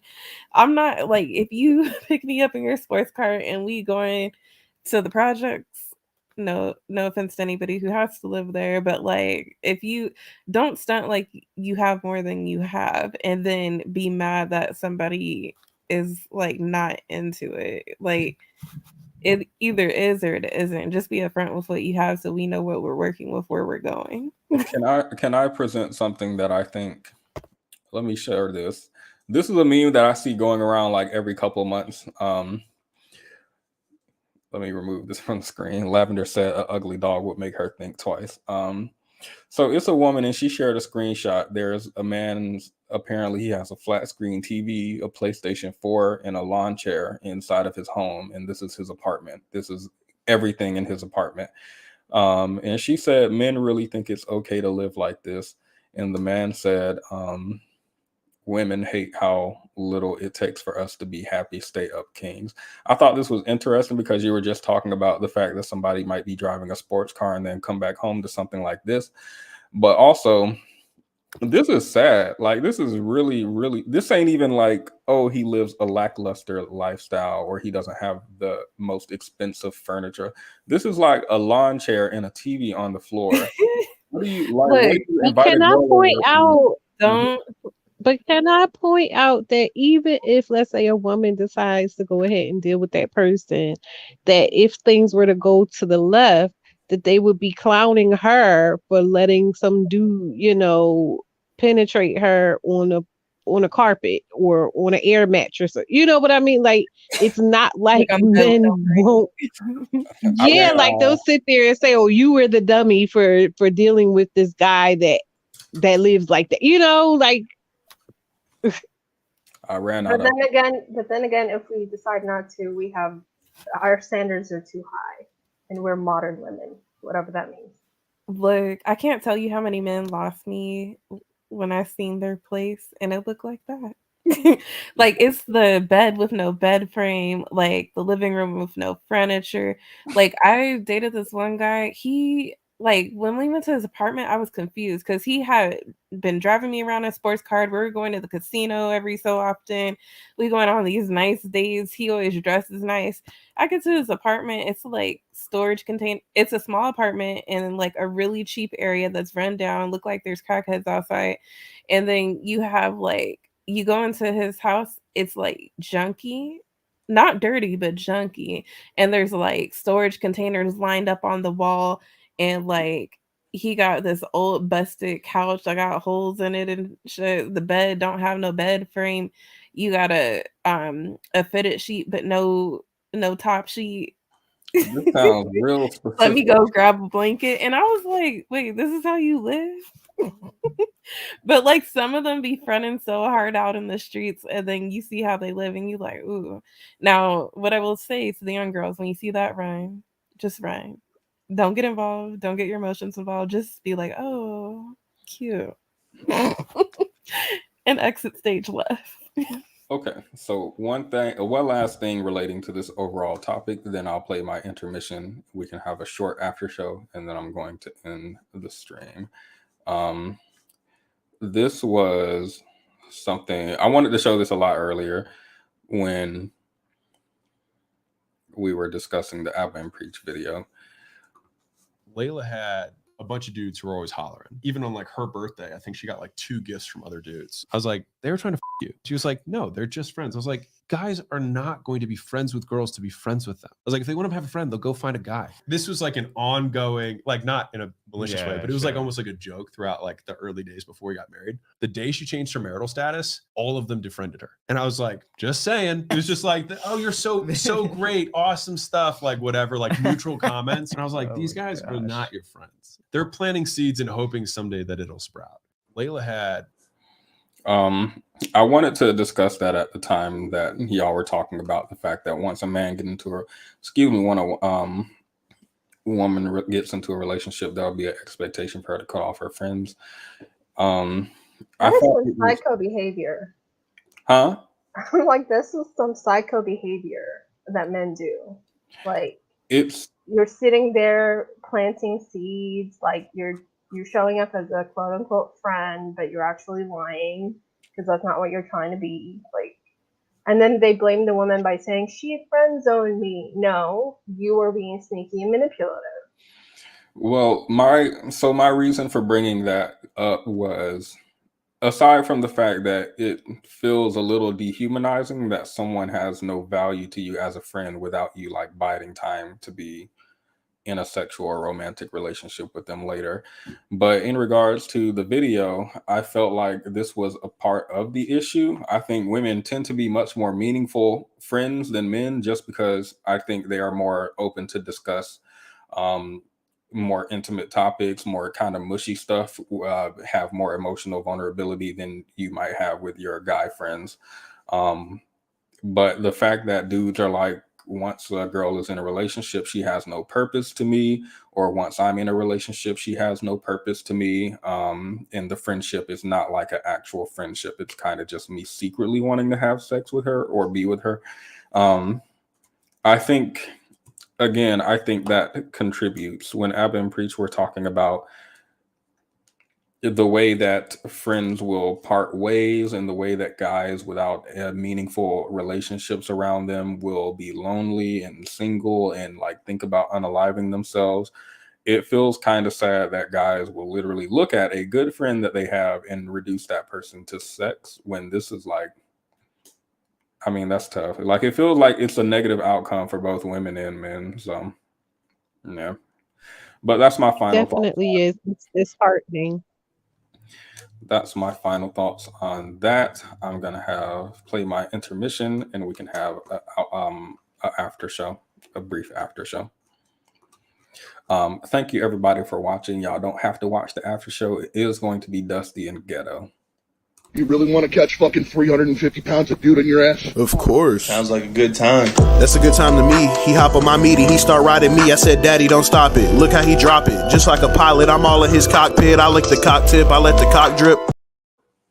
That's my jam. So, Yes. I'm going to pull up something I wanted to share with the class. If you guys are still watching, make sure to leave a like. It helps out a lot. Subscribe if you're not already. I think you're all subscribed. But leave a like. It helps the engagement. Or a dislike if you hate me and you're stupid. Leave a dislike. Okay, But they're stupid. Egg cartons, $2 each. Inbox for information. Why I open Instagram and this is the first thing that pop up. It's just the cartons. She said it's just the cartons, not any eggs. $2 each. Why wouldn't I just go to the store? Anyway, why wouldn't I just go to the store and get a carton of eggs for $2.15? I love how this got you. You're like, I'm so annoyed by this. Why? What is the benefit? And I get eggs. I can make something. I can make a big ass omelet. I don't know. But it's fine. It's fine. Y'all Can I can. oh sorry. You can go ahead. We can do it. Oh, I was just gonna say like one more thing about like the whole like, you know, the guy that drives a sports car and don't have nothing at home. Like it's not about what he like him not being like, you could be humble and be starting out and you don't have a lot in your house or whatever. But if you clearly have the finances or the ability to finance a vehicle that is luxury, and then you go home and your home is real like bargain basement, to me that shows me the things that you value and where you invest your money. And I'm gonna note that. So if I'm somebody who values a comfortable home, I don't want to come home to the lawn chair and the TV. Like I would rather drive my little Hyundai and like come home to a nice lavish like furnished home that feels comfortable than to be like uncomfortable in my lawn chair but looking cute out in the streets driving my like, I don't know, some sort of sports car. So like would I be attracted to the man who's doing that? No. Like so it's not really about him not having a lot, it's more so where does when he has money, where does he put it? And if he puts his money in places that don't align with what you want for your life, then run. That's why I said run.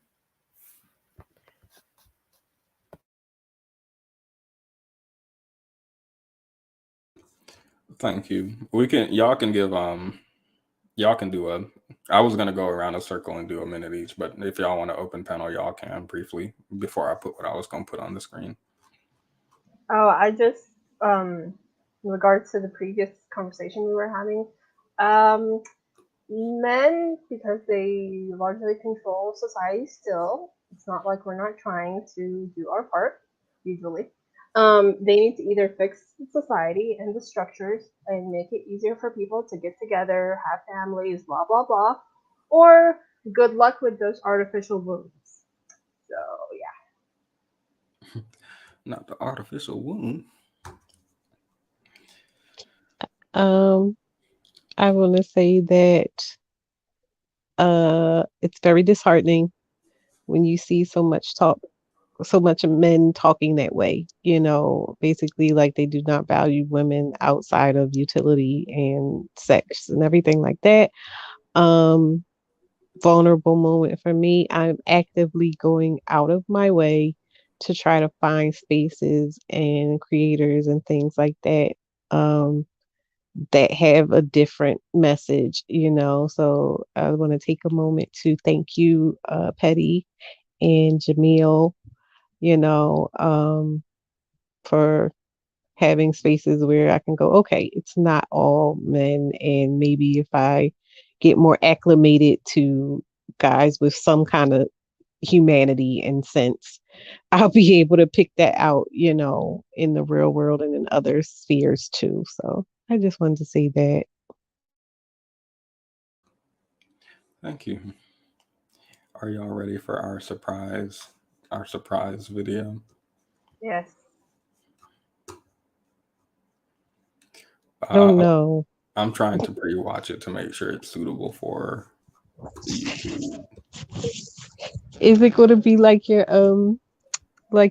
exit song? Because I'm with Alicia. It is mad aggressive. Like I try to like it so much. I try, but it just assaults me every time. It's not the exit song. It's something I saw that was like, if I had to,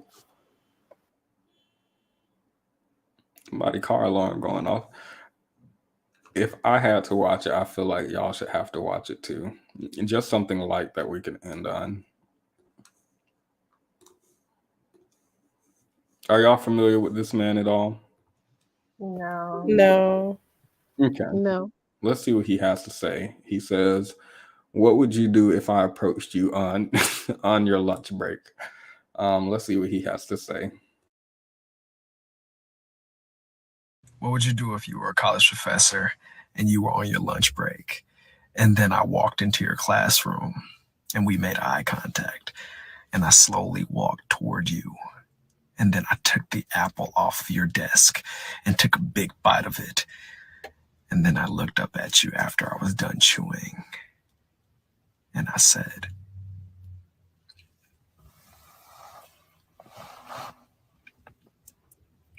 now can I have a bite out of the real apple?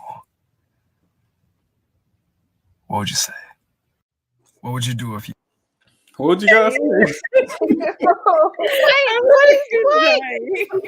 What is this? I'm calling security immediately.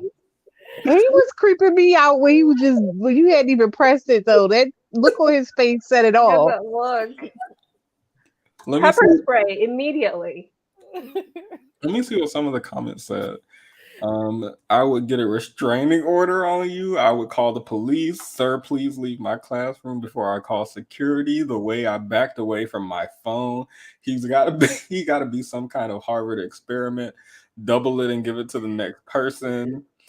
Bro has negative Riz. A Riz restraining order.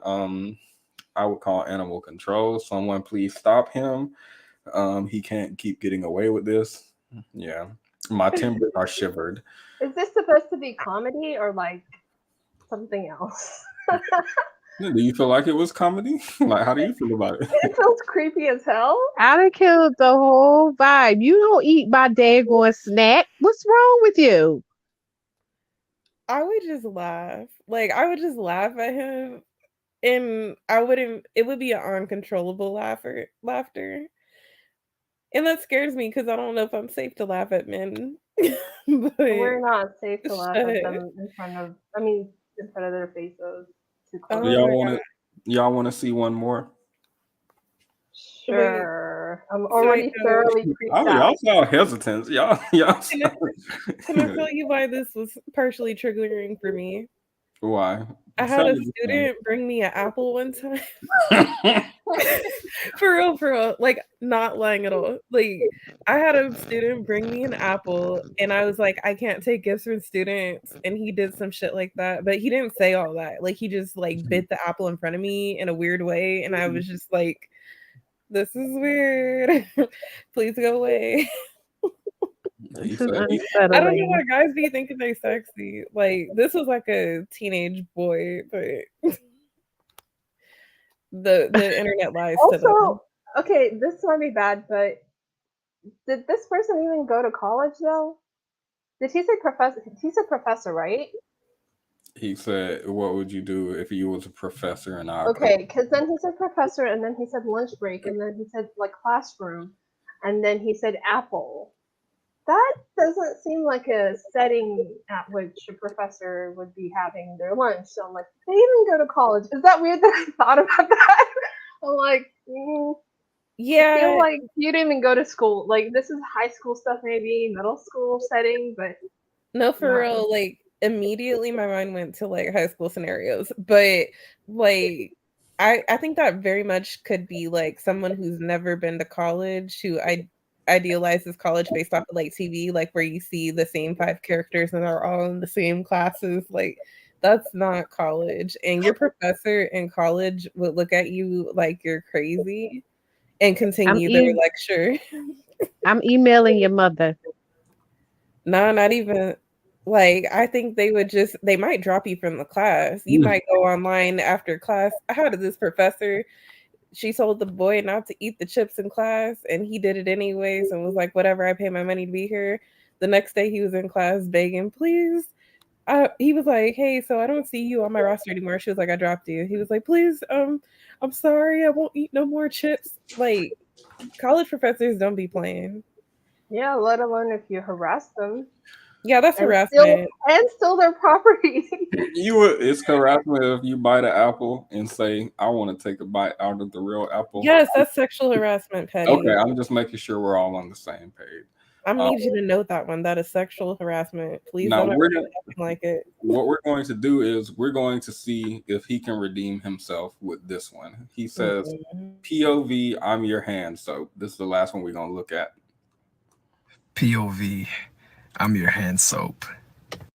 Okay, get your hands wet. Now put some of me on them. Petty, Scrub them please. together.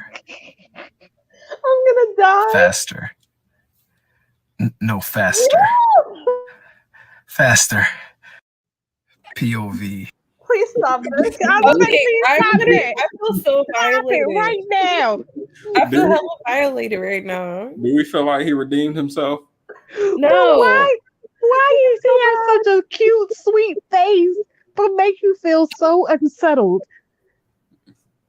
He knows what he's doing, and I feel violated. He said the restraining order is not enough for this man. We're not going to watch this one. I think we've watched enough. I feel attacked. This is cringe. This is him unironically being a pickup artist. Really? I thought it's like a joke or something. I don't know. I really don't. Maybe we'll It's interview. gonna get a lot of men like in trouble if they follow this gross. He has an email. I could reach out. Oh, he has a Cameo. We can get him to say stuff. Or we can email him and ask him for an interview. This has to be performance art or something because like he's too it's too on the nose unsettling. He can't be serious. I mean, he does cameo. Maybe these are cameos and he was just reading something that people are asking him to read. He has to be like Andy Kaufman level genius with his comedy. Like this is I'll reach out and I'm leaving with E. coli on my hand. I'll reach out and ask him if it's a joke or not. Jamil said, besides Themis, do you have any men content creators on or off the internet that have helped you in your personal growth? No. Nope. Oh, I mean, I've been watching. So Destiny has been teaching me patience. I've been watching him argue with the men and Yeah, he's been teaching me patience. That's a virtue. Jamil, I do watch your content. If you guys didn't know, Jamil has a channel called The Beneficial Black Man. He says he's focused on helping Black men overcome mediocrity and become beneficial to their community by discussing faith, personal development, and mental and emotional health management. So I'm subscribed. I just ghost watch generally. I think I'm subscribed to a lot of y'all. I just ghost watch. So I mean, I learned stuff there, but I'm trying to develop myself instead of seeking external development. I've been doing like a lot of therapy and counseling to try to form my own ideals and values, which I will then spread to the men's. I'm Oh a my spreader. God. I'm I spreading was like just a little about to Jew. say good job, friend. I was gonna say I was proud of you, and then you said you were gonna spread something to the men's. Spread them like some booty cheeks. Yep. We're gonna spread these values to the men. But yeah, he has some good. I watch mostly his shorts. I think he does videos too. I'm not sure if he does live streams, but mostly his shorts pop up in my feed and I watch them. Make it go viral, y'all. We need these messages out there. I'm scared to ever recommend men ever. I'm scared. But no, his content has been pretty peaceful. Pretty peaceful. With that being said, that's all I have. Destiny, yeah, he's a great debater. Maybe I should learn debating from him. Spreading seeds of wisdom, spreading the seed all to these men. I'll spread my seed far and wide to the men. I have nothing to talk about with women. I want to spread my Like seed to the men. everything sound weird. Only. I was gonna say, Y'all are making it weird. I thought it I was. was just gonna say good job, Petty. Good job. What a good influence. And then you went that way. You have to spread. What was It weird was about it specifically? Yeah, we're not doing that. It went from like self-development to manifest. You're Lavender said, "I'm spreading seeds of wisdom." I said, "Yes, I'm spreading my seed far and wide to the men only. The men need wisdom, seeds of wisdom." Y'all, Are I you feel like impregnating minds? Yes. you could say you could frame it that way, yeah. Impregnating You are on the With your word seed. today. impregnating the men with my seed. I feel That's like how we're gonna Impregnating minds. Yes. impregnating men's minds with my seed. I feel like adding the extra words in there is like unneeded. I could just say impregnating them, but it's fine. With that being said, thank you everyone who joined the panel and contributed to the conversation. If anyone is wondering why their membership was paused, I have been demonetized recently. FD got you too? No, after I posted, let me find out. Where did you After I posted like my last 2 shorts or videos, I was demonetized. I have no idea why. So I'll be looking into that and hopefully doing an appeal. But until then, we're just gonna be members in spirit. Did you see Lavender Lane's comment? Is it gay to spread the seeds of the homies? Where I wouldn't think so. We've already talked about whether or not it's gay to give the homies head. If it's not gay to give the homies head, which was the conclusion of that conversation, we were all unanimous on that. No. Then spreading seed wouldn't be either. Maybe that's why I was demonetized. I don't know. But I've yet to know why. So that's been paused. They probably just started looking at it like, wait a minute, what's going on over here? Ma'am, can I have 2 closing remarks? Sure. Okay, 1, I missed Dusty questions. I would love to see that come back. And then 2, I think that we should play a game of like 21 questions or never have I ever, with you being the person answering the questions. He's gonna lie. We were actually supposed to do Dusty questions today, but I felt like talking about the Abba and Preach thing. We didn't get to Kadology's video. Well, maybe tomorrow. A short round of Dusty questions, and then we can do Kadology's video next weekend. Yeah. Well, Let's see y'all how. have a wonderful weekend, everyone. Thank you, Patty. Thank you for having me, Petty. Thank you, Thank LB and Hope. All Yes, right, I love talking everybody. to y'all. I miss y'all. Me too. I I miss you guys, know. and I enjoy this. Good times. Yes. Thank you, Patty. You gonna shut us off?